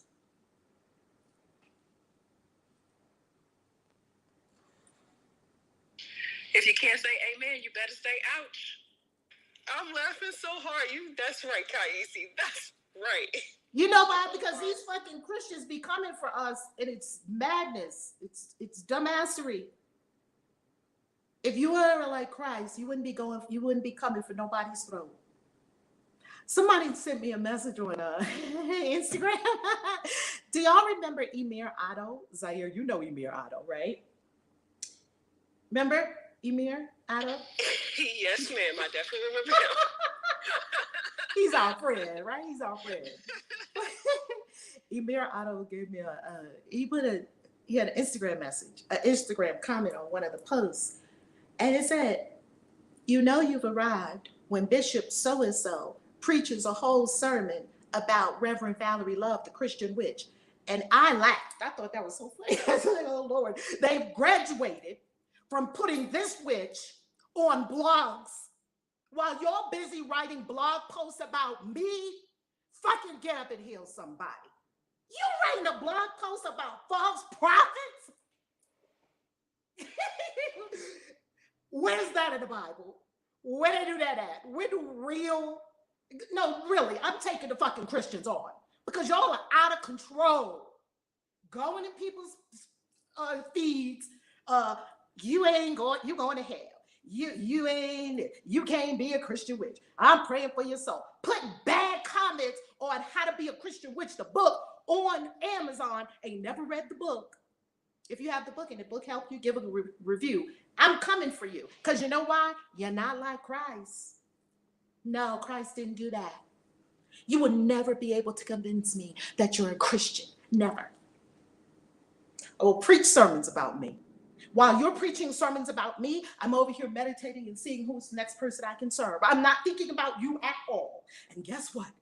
I love what Jeff Bezos said. He said, if you don't want any haters, don't do anything new or interesting. If you don't want haters, don't do anything new and interesting. People call me crazy. People call me whatever. People come for my neck. People put me on blog posts. People call me a false prophet. People preach whole sermons about me. And what am I over here doing? Meditating, going to the next country, getting the next spiritual activation, and seeing who I can help. Can I help you? Would you like to come into mystery school? Who can I serve? Who can I help? Who can I transform? I'm about my Father's business and nothing else. So that's that. Continue. Who's next? I think Dia was next, and then Michelle, Coach Michelle. Good morning, everybody. Good morning. We hear you loud and clear. Go. Okay, good. I had 2 points, but now I have 3. So I'm gonna start from 3. I wanted to say to what you just spoke. Initially, when I first encountered you, it was about your coming out of Jehovah's Witnesses, and I grew up with a grandmother who was in Jehovah's Witnesses. So on one hand, I wanted to come to you, and on the other hand, I wanted to stay away from you because of the experiences that I grew up with. And but Spirit, throughout the time that I've known you, from that time to this, Spirit has always said to me, don't shoot the messenger. Get away from looking at the way the world sees you and focus on the message that Spirit is speaking to me through you. So that's why I'm here with you today. And it took me a long time to get to this point, because I've been watching you for years. I mean, years. I can't even remember back when it started, but I know the connection came from us both being connected to Dr. Pillai and all. So that's the only way I know I can track back to how I came to you, because initially it was for your financial knowledge, because I saw you as my example of where I wanted to be in my financial knowledge and education, so that I could move forward, be free from all of these things that are binding me and keeping me from speaking and doing what God has put me here to do and all. So that's all I want to say on that point. The other points were in reference to Amber. And I want to say I have not been to the movies in decades, okay? But I went to the movies for Christmas Eve because there was 2 movies opening that day that I wanted to see. One was an Indian movie and the other one was an American movie. But I'm the kind of person, I get there at the beginning and I watch all the movie trailers from the beginning and I stay till they close the curtains. So I did that on both movies. And Amber telling her story today made me have, I think it's either a serendipitous moment or a synchronistic moment. I can't remember which word exactly, but there's a movie that is coming out in March of this year called The Unbreakable Boy. Ooh. And it is about her son. The boy in this movie. What? He has autism, and he has, at the beginning of the trailer, he talks about how his bones break a lot and all. So I would encourage her to, research that movie, and it will connect her to other people that are in her same situation so that she can get the support she needs and encouragement that she needs to know that she's not alone. He's not the only one, and there are other people going through the same thing that can help her heal and help him and just get through life successfully. And the other point I wanted to make was that she made a comment about how after her son acknowledged that she did have healing hands for him, her mind went to second guess that, and she said all the things that she thought after the fact, trying to reason away. Pause for a quick moment. And family, I'll offer something to us that we offer at all times in our community. We don't speak to others' experiences. We speak to our own experience. Yes? So share with us what was coming up for you from your experience. And if we recognize, family, this is just where we have the opportunity to up-level our speaking. If we recognize, let's say, doubt in something we're hearing from someone, we can say, you know what? I recognize and own it that I'm hearing doubt, because that's what I heard. I heard doubt, and I'm like, wow, I have doubt. And so we always speak to our own experience. That way we keep our community clear and clean, and we don't speak to other people's experience. So what was your experience, beautiful? Okay, what I was trying to say was that when she made those comments, it made me think of the scripture that says, only believe, only believe. And it took me to the text for A Course in Miracles, because I have been listening to it the last couple of days. And I remember there was a point where the author was speaking about how when we see miracles happen, we have doubts in our minds. So it led me to that chapter, and I just wanted her to, reference her to read. Pause for a moment, beloved. Pause for a moment, beloved. Pause for a moment, beloved. Mm-hmm. May I offer you a higher vibration way to express this? I'm listening. Go ahead. Okay. I'm going to offer myself this scripture. Because we don't have to offer anything to anyone to the left or to the right, especially if they didn't ask. And I know, family, spiritual community is very interesting. In spiritual community, we stay in our lane and we don't project and we acknowledge. Oh, wow, I was hearing doubt. Now, family, you won't like some things Reverend Val say because Reverend Val will call you lovingly. So we can't project it to Amber. Yes, beloved? This is a powerful lesson for all of us. We get to say, oh, as I was listening, and we don't need to reference Amber at all because Amber got her thing, right? I am listening and I'm hearing that within myself, I'm hearing a scripture. God gave me a scripture, and the scripture God gave me is only believe. And who did God give it to? Beloved, God gave it to you. Because if we're being completely honest and true with ourselves, is it okay if we be radically honest and truthful with self? Would that be okay, family? I'm just asking. Is that okay? Is that okay, beloved? Yes.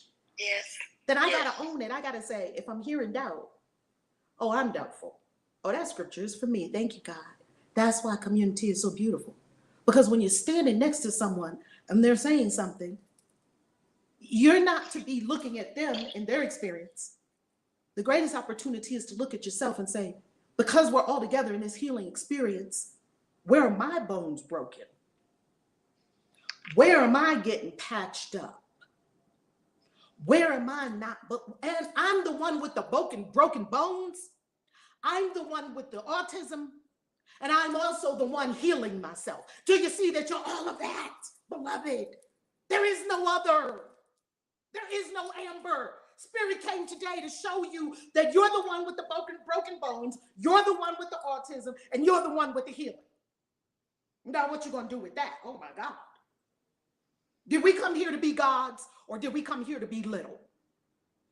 Did we come here to be gods? Did we come here to be gods? Yes. Yes. Is that why we're here? I'm just checking everyone's intention. Yes, beloved. So that's a healing opportunity for all of us. There is no other. So while you're thinking you're listening to Amber, you're listening to yourself. Isn't that beautiful?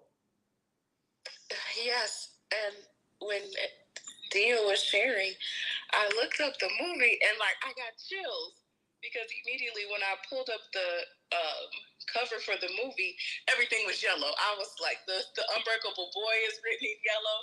The little boy has on yellow glasses and a yellow hat. And it just sent chills all through my body because that was the color that was coming for me when we were sending the love to Amber's little boy.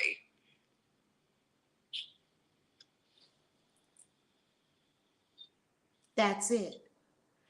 Dia, what are you hearing? What are you hearing? I just wanted to say thank you for bringing those points out. I received that, and I understand what you are telling me because it helped me to see how things work in relation to me and stop focusing on how they work in relation to everyone else. And I think that's a part of what my issue is, that I always look for how to help others, but I don't see how it helps me. Woo! Ding, ding, ding, ding. I'm praising, Dia. I'm praising. You got it. You got it. I'm praising. That's it. Oh my God. Tears again. Man, Spirit is giving us everything this morning. That's it. You got it. And I'm complete. Woo! Woo! You saved my soul. Amber and Dia, y'all saved my soul this morning. Who's next? Coach Michelle? Hey, love.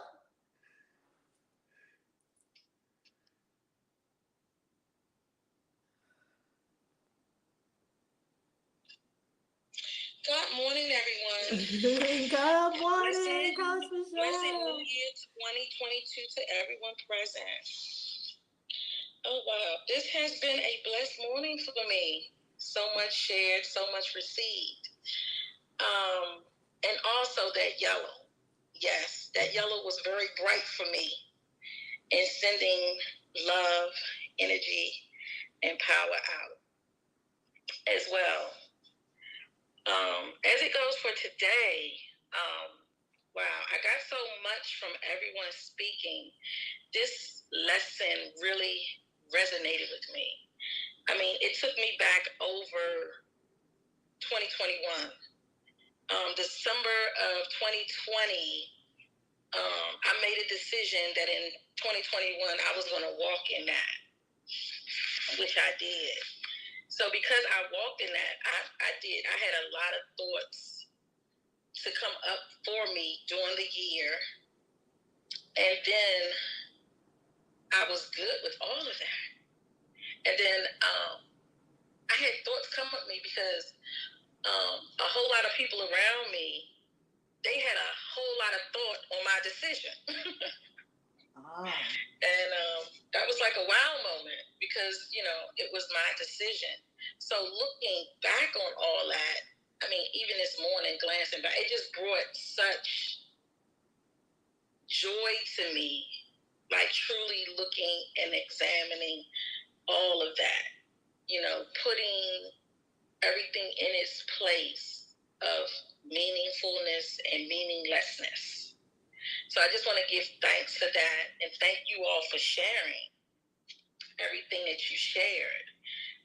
And Amber putting, you know, just perspective into your life. You know, I think at times, I'm not sure if we truly see how blessed we are to be in this particular space at this particular time. And all that's around us and all that we have and all that we can do. And the choices we have in making those decisions to do or not to do. So I just wanted to bring that up this morning and how I was seeing those thoughts, looking at thought and just seeing how many thoughts we have and why they come up. And when they do come up, what do we do with them? How do we allow those thoughts to guide us? Or do we step in and we let our higher self step up as we see those thoughts and we are now able to recognize, to see beyond sight where it is we should go or how it is we should walk into that which is within us rather than that which is without us in this matrix. I am complete. Wow, more tears. Thank you for that, Coach Michelle. And thank you for standing on your decision. Because family, when one person stands on their decision, they give all of us more power to stand on our decision. Who's up next? Me, Alina. Come on, Alina. How you loving? God morning. Peace. Peace and prosperity. Also full. And this is, thank you, Amber, for sharing, because it was received and reflected, which means that what came up for me is that I have to change my narrative and my perspective on so many different things. When you were talking earlier, Valerie, Reverend Val Kasi, you were saying how full you were, and you were talking about some other things, and I just kept coming up for me was like, change your narrative. Like, you should be excited. You should be praising. Like, I should be excited. And last night, I called my 9-year-old dad to thank him because he said, he's my godfather. He said, well, he's still my dad, though. He said, when this youngest child was not wanting to receive him, and she was embarrassed to be around him. He said, I take that personally. I feel sorry for people who don't want to connect with me. And so when I was in a store yesterday, because last time I was on here some months ago, we talked about changing my perspective for prosperity. And so many great things happened for me since then.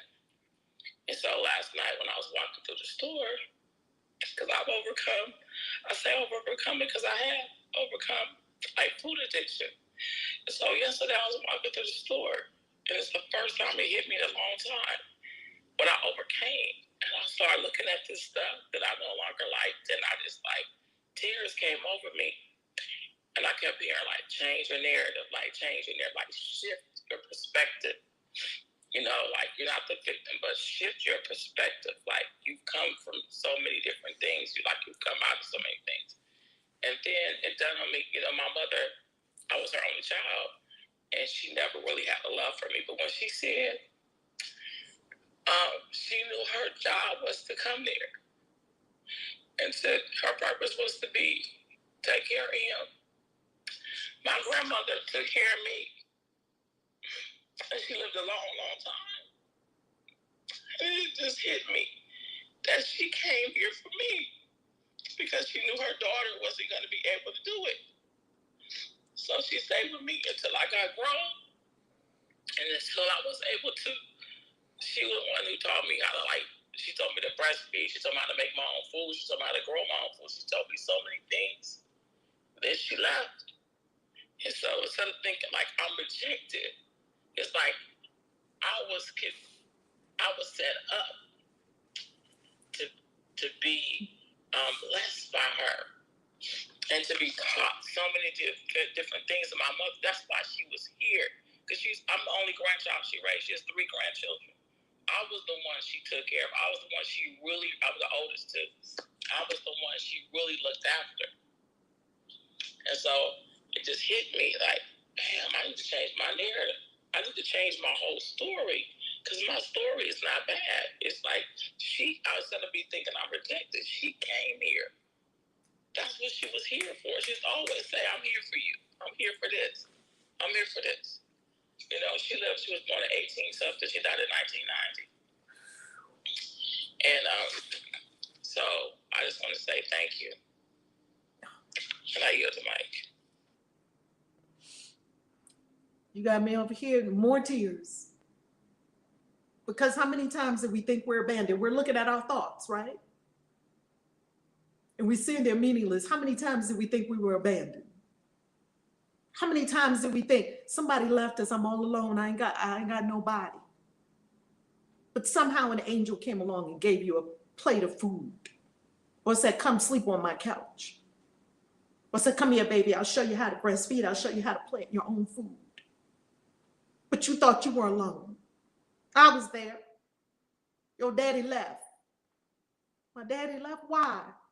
I walked around for decades with a scar. Well, if the person that made me didn't want me, who gonna want me?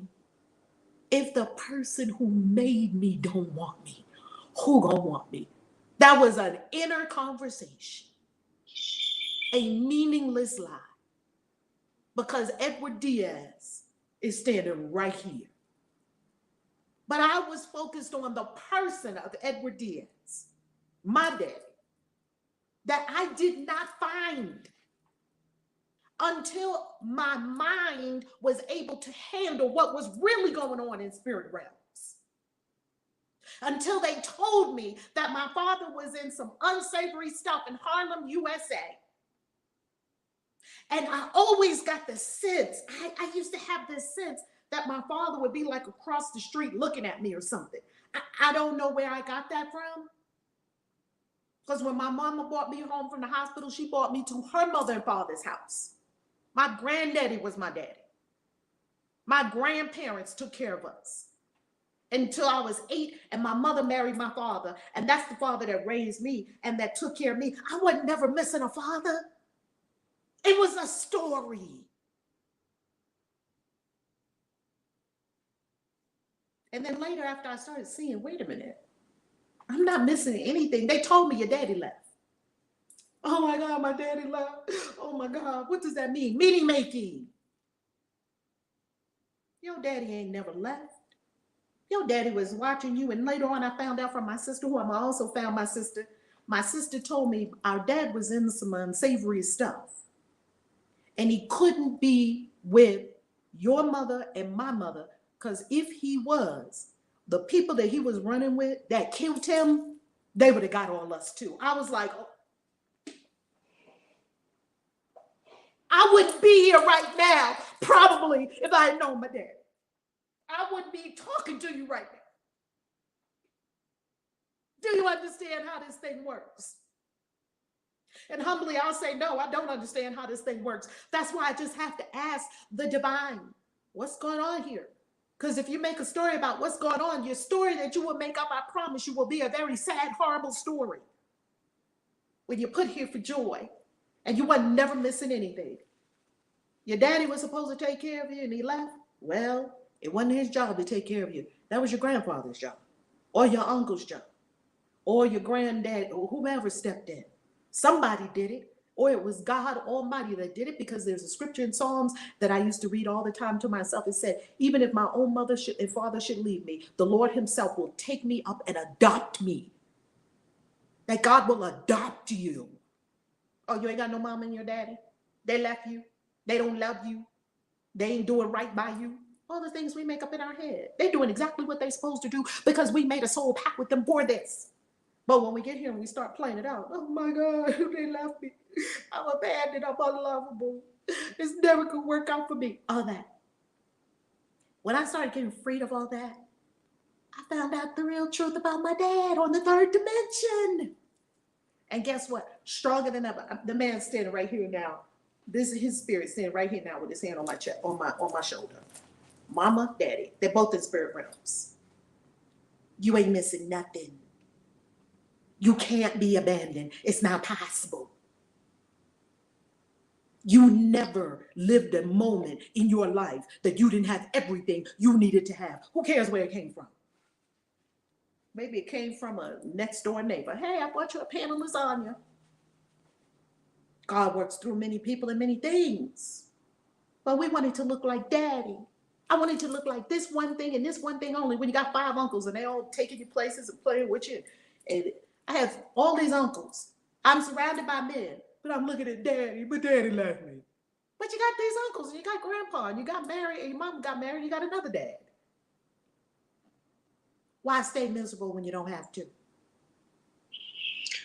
One of the most profound things that I believe that you ever said to me was, I don't think to me personally, but one of the things that has always stuck with me and I repeat to many people so often, you said, your parents' only job was to bring you into this earth plane. Anything after that is a bonus. And when I tell you that put my life into a perspective that I cannot even explain, when you come from that perspective, it's like you have to be grateful for everything.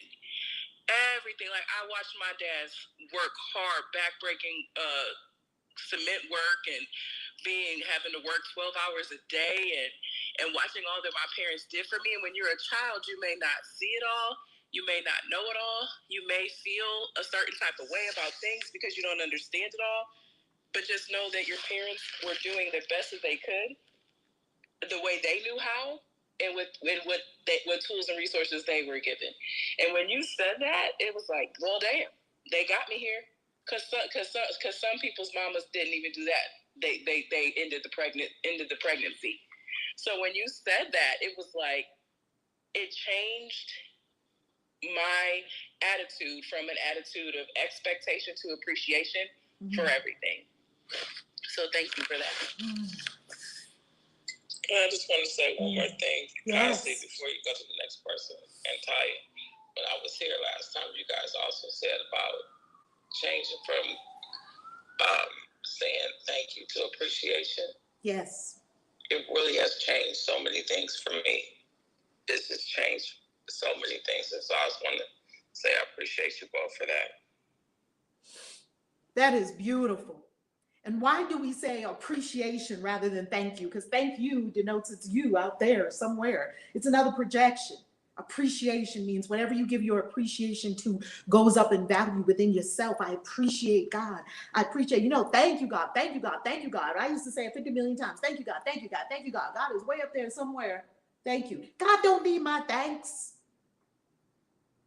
Let's be honest. Does God need my thanks? No. I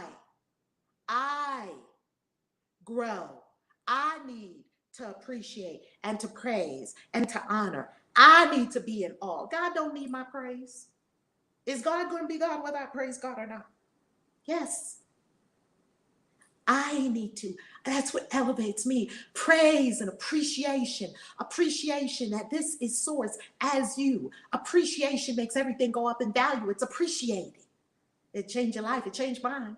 Because I kept saying, thank you, thank you, thank you. And then after a while, I was like, who am I saying thank you to? What's going on here? And then I had one of my dialogues with the angels like I do all the time. And they were like, yeah, well, I mean, something wrong with thank you. You keep using thank you until you get that vibration that it's not, the vibration is not where I am now. That I'm saying thank you, but it doesn't seem to match the vibration. What's happening, angels? And they gave me appreciation. And maybe appreciation might wear off and they might give me something else. But this whole gratitude thing, I asked them, was there something higher than gratitude? They said yes. I said, well, what is it? Being. Being is higher than gratitude. Gratitude is good. It's beautiful. Everything's a ladder. Gratitude might be rung number 992. And you're grateful, grateful, grateful, grateful. Who are you grateful to? Do you not deserve these things? Are you not God? Did somebody give you something or are you it? Did somebody give you something or are you it? Did somebody give you love or are you love? It starts messing with your mind when you keep going up and up and up and up and up the ladder. Because I'm telling you, at every level of the ladder that I've gone up, the angels have blown my mind. I say, is there more? They say, yes. Well, what is it? Could you tell me? I'm going to tell everybody. They said, we know you're going to tell everybody. That's why we tell you. I know so many things that I should not know. If you look at the personality, Reverend Valerie Love, there's no way I should know the things that I know. I don't even fucking know how I know all the things that I know. That's how you know it came from source. You can't think that it's me doing this shit. Yeah, there are some people that think that. They get on the phone with me. They're like, oh my God, I feel like I'm talking to Beyonce. I'm like, well, not Beyonce. I'm Kaisi. What can I do to serve you? What are we doing? What are we talking about? Whenever someone says that to me on the phone, if you've talked to me on the phone, you know that. Okay, well, I ain't Beyonce. And yeah, that's nice. But please don't be enthralled or please don't be carried away with any personage, any teacher, anyone. Because you're God and I'm God. And there's no distinction. So if you're talking to any spiritual teacher, yes, I'm in awe of my spiritual teacher, Reverend Dr. Yana Van Sant. I honor her.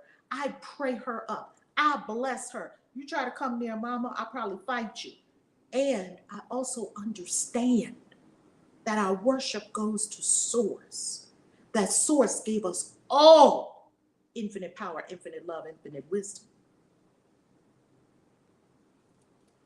Who's next? I have something. I'm going to come from a different perspective.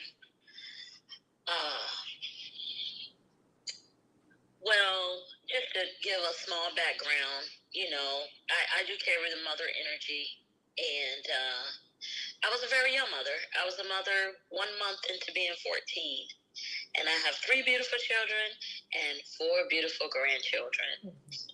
But something has been being presented to me, and I keep running away from it.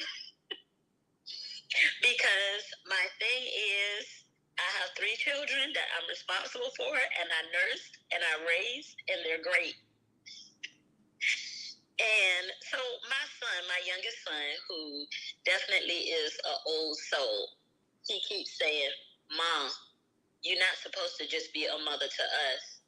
You're supposed to be a mother to all. And I keep saying, I don't want to be a mother to all. I want to be a mother. I I want to be a mother to my 3 children. And, you know, when we look at things and we see how great the job is, in my case, I've been running away because it's a huge responsibility. And it just came to me while everyone was speaking, and knowing what they came for and what their responsibility here is in this realm. That's my responsibility, among other things, like being a mother to as many as I can is part of my divine path. And I have that awareness now. Because of all the stories that you all shared. And I think her name was Dahlia, when she was talking about her grandmother. Is that Dia? Was that Dia? Dia. Was it Dia? Okay, Dia. And she was sharing about her grandmother and her purpose for being here.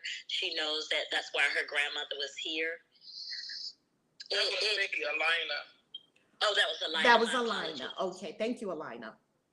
And so it brought it full circle for me, like, that's what you're supposed to be doing. You're supposed to be nurturing as many people as possible. And I'm so grateful and I'm thankful for this awareness in this moment, because, you know, our children, they speak truth all the time. They speak a lot of truth to us, and we just kind of, okay, you know. At least that's what I did when he said that to me. And he said that to me more than once. He brings people to my house so I can feed them. Like, he's always doing things like this. And he says, Mom, I just want them to see what I had. And I want them to feel what I feel when you cook and when you feed people. And I'm like, okay, I don't mind feeding them and everything, but, you know, taking it to that next level, I'm like, I don't want to get wrapped up in it. So I'm going to change my thinking and my ways. Somebody also mentioned changing the perspective or changing the narrative. So I'm going to be changing my narrative, and I'm going to not run from my responsibility that I agreed to when I came to this planet, because I was a mother even before I was a mother. Because I took care of my 4 sisters every day. So that's what I am. That's who I am. And I can't pick and choose what I'm going to do with the gifts that God gave me. I have to utilize them for all who require service. And I'm complete. Come on now. Come on now. Divine Lady Ninhursag. And you know what's so fascinating? Divine Lady Ninhursag? Queen Vashti. Yes, ma'am. You were doing that on Sunday with our new initiate coming to the mystery school. You were mothering her. So now we're going to get her where she needed to be, and she got in there. So now we're not going to have you be the big sister anymore. We're going to call you the mother hen. Your mother hen will help you with that. You were doing it. I got me in tears at work. I got me in tears. You were doing it. Great mother. You were doing it. Thank you. Mama Ia carries the mother energy as well. Her name is Iyanla, which means great mother. And man, I've seen her mother some people. I've seen her rock grown people on her lap. Oh, the mother energy is beautiful. If you're here to be a mother energy, mother or maybe father, remember, this is not anything to do with gender. This doesn't have anything to do with penises and vaginas. Mother energy is a cosmic force. The ocean doesn't have a penis or a vagina. The ocean is our great mother. The womb.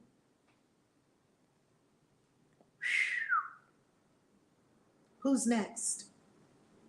I know, right? And this is only day 4. Rise Up Lovin' said, this is only day 4. What we gonna be like a day 365? We gonna all be floating around. We gonna be invisible. We gonna grow our wings. Come on, who's next? God morning. Shanika is next, and then Angel.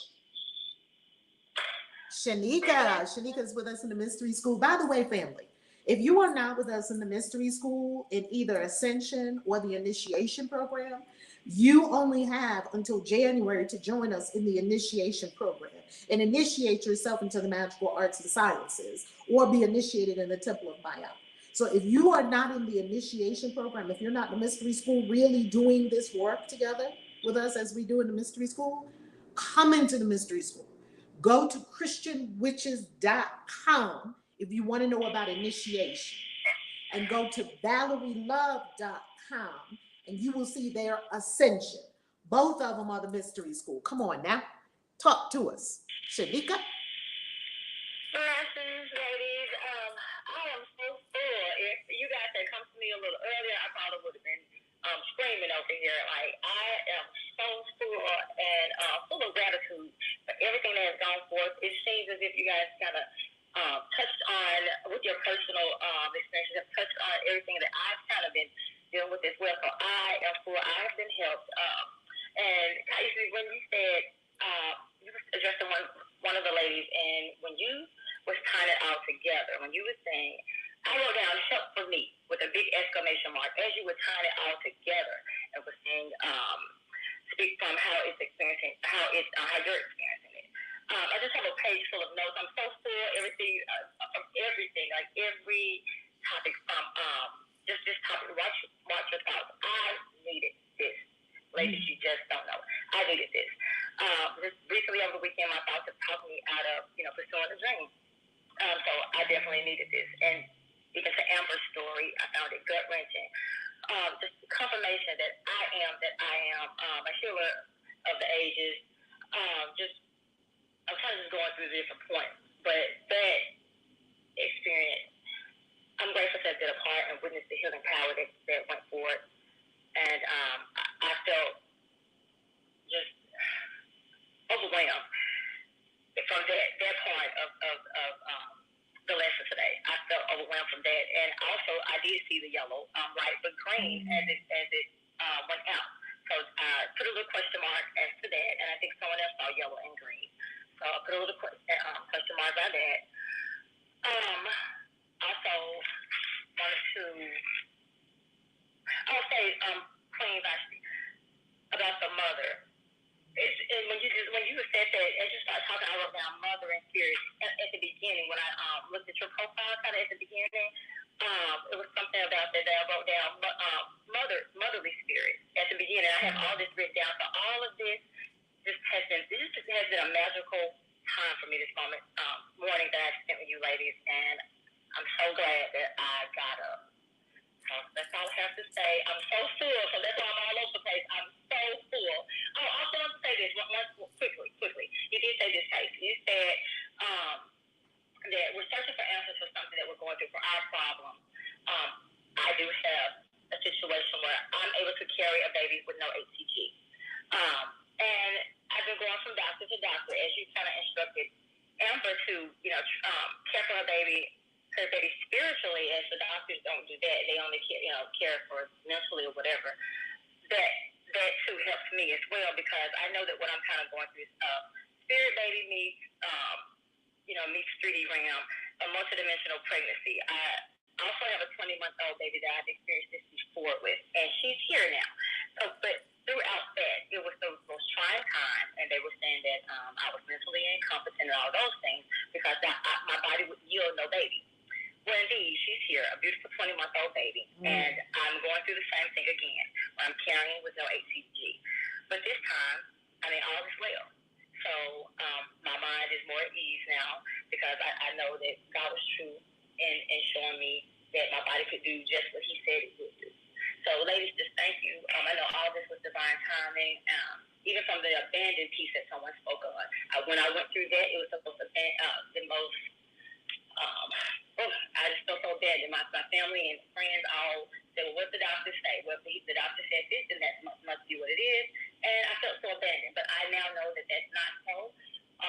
And I'm just standing in my truth today, and I'm standing and leaning on divine timing, trusting that, and I'm just here with a heart of gratitude and grateful, thankful. I'm just so full. Thank you, ladies. I am complete. Ashe, Ashe. And ladies, sisters, brothers, others, whomever is here, we appreciate you. We appreciate you. And I think Angel's going to wrap us up before we have our card for the day. Angel, you're up next. God bless you. I just wanted to say what I got from this. I'm one of those mommies that still kiss my baby's boo-boos. Like, as soon as they fall, as soon as they scream, you know, even like the big one, I always kiss. And it's like, I don't know if it was, like, part of me was just doing it because it's like, that's what mommies do. But I got out of today is like, no, you're actually healing your babies. It's like my son, I have a son that he bumps his head all the time. And he will scream out, and then I'm like, you want me to kiss it? And he'll be like, yes. And I'll kiss it, and is that better? And he'll be like, yeah, and go run off and play. And I'm like, boy, bye, it ain't even hurt anyway. And instead of me, like,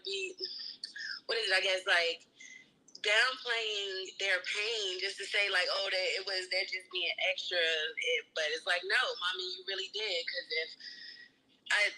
when Amber was speaking about her son, and I can't imagine that pain.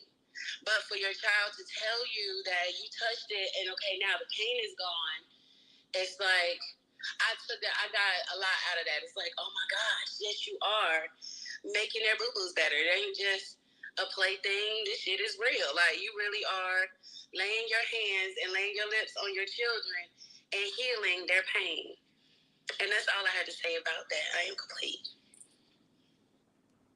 Amen, Angel. And as you were sharing, what came to me is energy is realer than the third dimension. We've all been working with energy all along. The energy, we haven't been doing it intentionally like masters, like directing the energy here or focusing the energy there and knowing it's done.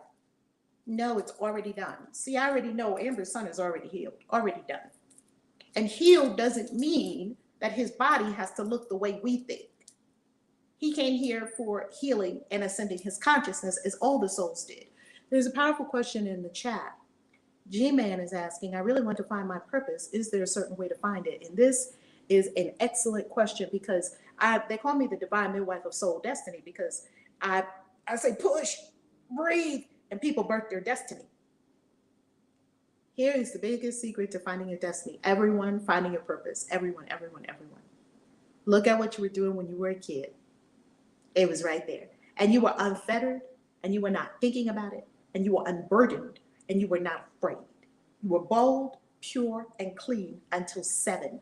By 7, the debris started to build up, and we started to lie, and we started to hide who we were, and we started to understand that telling the truth wasn't always appreciated by the big people, because I would get a little backhand slap from my mama when I would say, she's fat. Pow!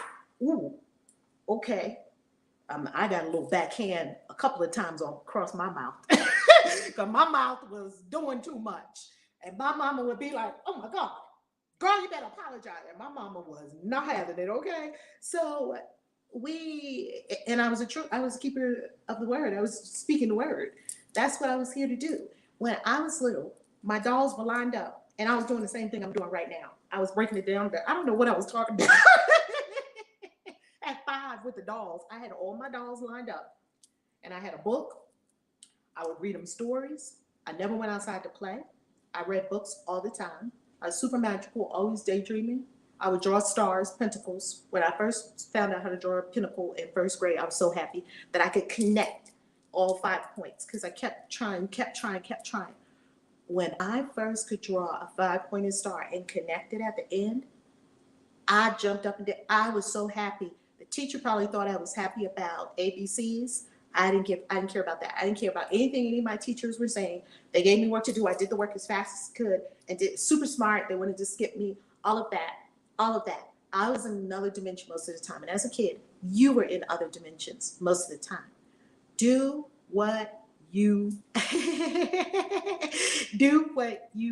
were doing when you were a kid. When I was a kid, my head was in a book. I was reading books. I was consumed with books. I was consumed with the word, and I was teaching that's it. It's simple. My destiny is write, speak. That's it. I could lay in the bed after I finished with y'all all day. That's what I did yesterday. I took a nice long nap. Then I got up and I did some more things. I prepared some things for the work that I do on the planet. Write and speak is so simple. And we're looking for this great big, sometimes I was looking for this great big, moment. It's very simple. It's what you were doing when you were a kid. How about Divine Lady Ninhursag? It doesn't need propping up. It doesn't need decoration. Be a mother. The mother spirit. You're anchoring and carrying the mother spirit. Someone come along, mother them. If they want to. Don't just go grab people and mother them. People have got to want to, right? People show up. You mother them. I don't mother people. That's not me. Okay? I write, I speak, I am a speaker, I am a keeper of the word. So when people come to me, they're going to get the word. When people come to someone like Latoya, who is in the Ascension program with us, they're going to get, she anchors Chinese, ancient Chinese medicine, and she is an Eastern current of healing energy. She's not going to give them the word. She's going to give them herbs. It's all energy, different ways the energy is showing through everyone. You just figure out how it's doing it for you. And it's not hard, it's so simple. Spirit tells me all the time, speak, write. Sometimes says write, speak. So I write and I speak. That's it. None of this stuff is complicated. Nothing from heaven is complication. Ego is another word for complication. If your purpose is all, I think I could do this, I think I could do that. I want to be an influencer. Nobody's purpose is to be an influencer. Do you know we just made that shit up? Nobody's purpose is to be a social media star. We made that up. Your purpose is what you were doing when you were a child, and it is your unique way that spirit comes to the planet. It is the unique way spirit shows up as you. What is that? And what does it look like? That's your job. 2 cards we got today. They jumped out. We had 2 jumpers. I don't know if y'all saw it. I think when Angel was speaking, the cards jumped out. I went to shuffle a card, shuffle the deck, and we got 2 jumpers. Here are our cards for the day. Prayerfully writing them down every day in your grimoire, your journal. We have the 4 of Swords, which is a card all about meditation. And then we have the 8 of Pentacles. And the 8 of Pentacles is all about hone your craft. So what is the message from here? The message is telling you that if you meditate, you'll understand how to be a master of your craft, hone your craft, and it will be extremely successful. You will have much, much, much wealth from your purpose. I'm telling you, if you're trying to do something else other than your purpose and think you're going to become wealthy or financially independent or abundantly blissful, it's not going to happen. Why do I say that? Because God gives you 2 things. In your left hand, God gives you the means to receive. That means there's going to be the reception of all kinds of loveliness and deliciousness and whatnot. And your purpose is connected to that. And in your right hand, there's a thing that you go out and do to create wealth. So for me, give you an example. I write, I speak, and I put it writing in a book and people buy the book. I speak to people on YouTube and they become members, or they do super chats, or they send gifts. And there is the abundance manifested because I would have to show up in order for that to happen, wouldn't I? Don't you have to show up to cause something to happen? You were the cause. You'd have to show up. So if you're not clear on your purpose and you don't know exactly what to do, show up and do the thing that you feel most led to do. What are you most inspired to do? Write a song? Sing a song? Robert, he heals us with his music, his instrument. When Robert sings, we cry. When I sing, people cry too, but for another reason. Okay. Let's lastly go to, the influencers ain't going. I know, right, Brent? And you know, it's very funny. We make these things up and we think it's a life purpose. No one's life purpose is to be an influencer. No. And a lot of people make a lot of money being an influencer. People are always in my inbox all the time. Do this, promote this. Can you promote this? Can you promote all the time? And I'm telling you, precious few are anything that I would even tell anyone about. precious few. And there are certain ones that now we're in talks and they'll pay me. And I'll tell you, listen, they gave me money to talk about this. And the only reason I'm talking about it is because I'm in it and I love it. So if I'm in it and I'm loving it, I'm talking about it already, and you're going to give me a check, I'll take the check. Don't be crazy. Yet, you weren't born to be an influencer. But that's a big thing that people want to be when they grow up now. The kids, I want to be an influencer. I want to be a YouTuber. They call me a YouTuber. I'm not a YouTuber. I'm a keeper of the word. It just so happens that YouTube is the place that Spirit put me many years ago to do this. Who would like to share before we get our galactic signature for the day and wrap up? Well, can I offer you respectfully a different perspective? You said that. Yes, you can. You said that you are not a mother, and that hit me. I was like, what? Because when I speak of you and how I feel about you, it's definitely a spiritual mother. So I looked up the meaning of spiritual mother, and it says, being a spiritual mother is a supernatural way to care for souls, especially priests. It's a type of maternity that nurtures divine life in others by doing God's will.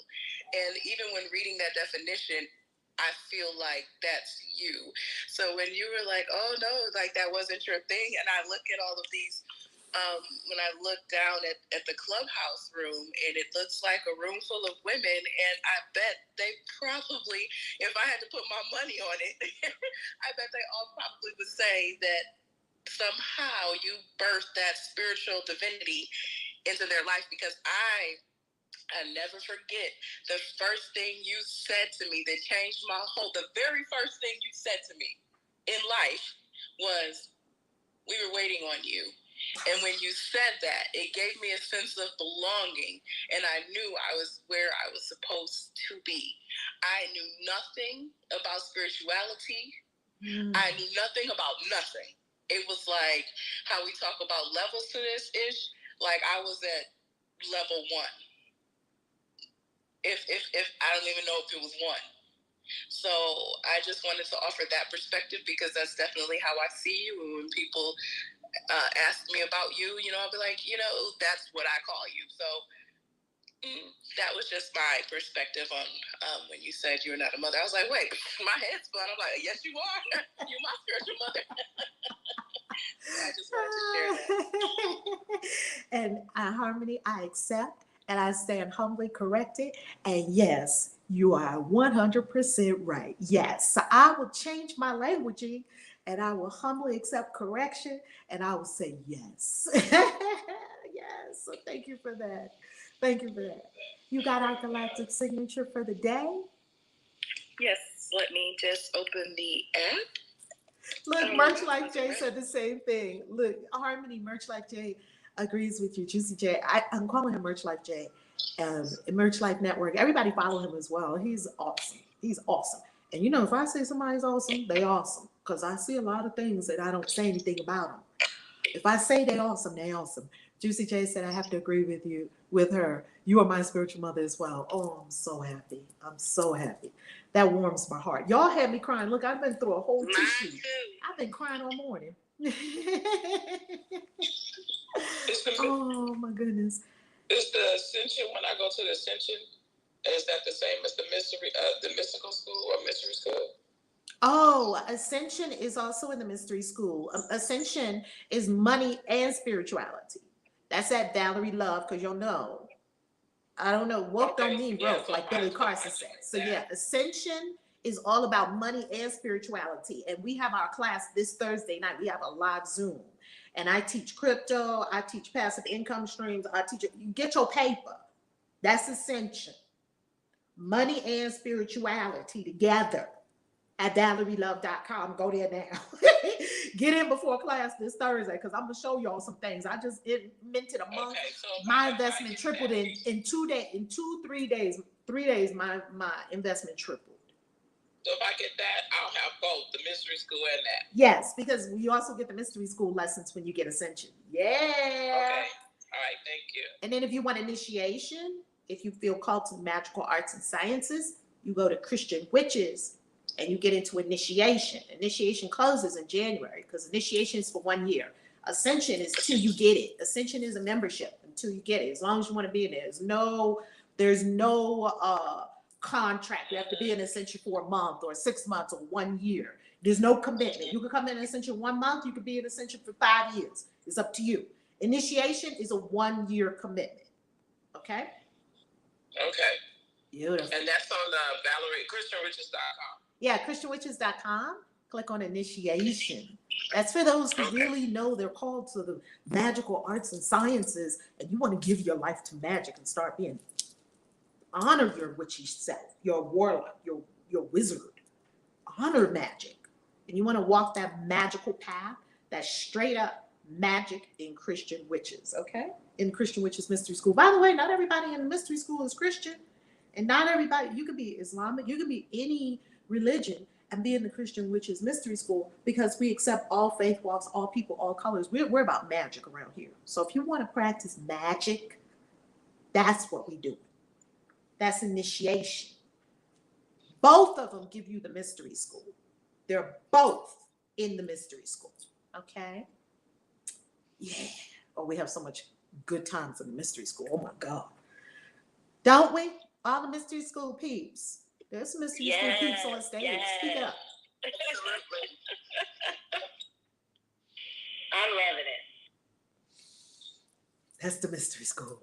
Okay, before we go to the Galactic Signature for the day, Patricia Phillips.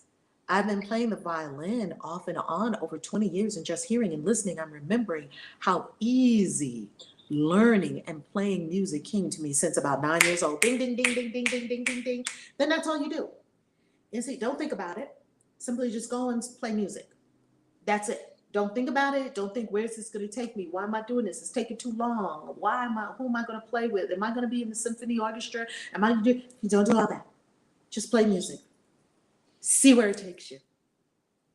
I promise it'll take you somewhere delicious. All right. Galactic Signature for the day. Who has it? The Galactic Signature is the White Solar World Bridger. Ooh. I pulse in order to equalize. Realizing opportunity, I seal the store of death. With the solar tone of intention, I am guided by the power of spirit. Say it again for us. Can you do it 3 times for us? 2 more times? Absolutely. No, thank you. White Solar World Bridger. I pulse in order to equalize. Realizing opportunity, I seal the store of death. With the solar tone of intention, I am guided by the power of spirit. I pulse in order to equalize. Realizing opportunity, I seal the store of death. With the solar tone of intention, I am guided by the power of spirit. Bam! Bam! White Solar World Bridger. I want to meet somebody that has that Galactic Signature, because that is badass. What came to me when reading that, honestly, was Amber's son, and I was like, I would love to know his Galactic Signature, because he seems like a yellow warrior to me. Like, that's the energy that I get from that. So I would love to know his Galactic Signature. And Amber, maybe you can look up his Galactic Signature and let us know what his Galactic Signature is. You can get it at lawoftime.org/decode. So everyone here, if you don't have your Galactic Signature and you hear us read the Galactic Signature for the day, go to lawoftime.org/decode. Okay? And if you don't understand what it means, get my book, Decode Yourself, at ValerieLove.com. And it is a book, a video book, where I walk you through how to decode your Galactic Signature, how to exit artificial time and be your natural time, and how to find out your 5th force oracle. Okay? That is what we're doing with that. Now, I also want to give a heads up. We are coming together on 222. This is 2022. This is 222. My mama's number is 222. On 222, we will be having an activation, a live event in Miami. That is only 222. Go to valerielove.com right now, click on events, and this one-day activation, we're going to give you a gift bag. It's all streamed to me. The gift bag is going to have in it a tarot deck as well as other spiritual supplies. And you're going to receive an activation where we go into not only the 222 activation, 222 is portal, so we will enter the portal together. Not only is that the case, you will also be exposed to classes. We will be having manifestation classes on quantum physics. You must learn quantum physics to manifest at very high levels. You must, okay? Let me kick out a couple of people on YouTube, because I don't fucking know what's going on, and I'm just going to get rid of them, okay? Putting your strange random words in the chat. If you have something meaningful to put in the chat, go right ahead. If you don't, you're probably going to get banned or something. Anyway, 222, portal activation, manifestation, quantum manifestation. Go to valerielove.com. It's up right now. It just got put up yesterday. We were already going to do 222 at the Never Work Again event, which is a retreat. The retreat starts on 222 and it goes for 5 days. So now you can come to only the 222 event that day if you desire, or you can come to the whole retreat. If you come to the whole retreat, 222 activation is included. We must honor the 222. Any questions? Any questions? This has been delicious. I cried and cried and cried today. Thank y'all, family. I appreciate you. You are appreciated. You are loved. You are cared for. You are guided. And there's never been a moment that God hasn't been speaking to you and taking care of you. God bless you. Everyone on Clubhouse, can you unmute, send some love to the whole family? Beautiful. Love you. Definitely. Love you. Love you. Yay. Love you. Peace.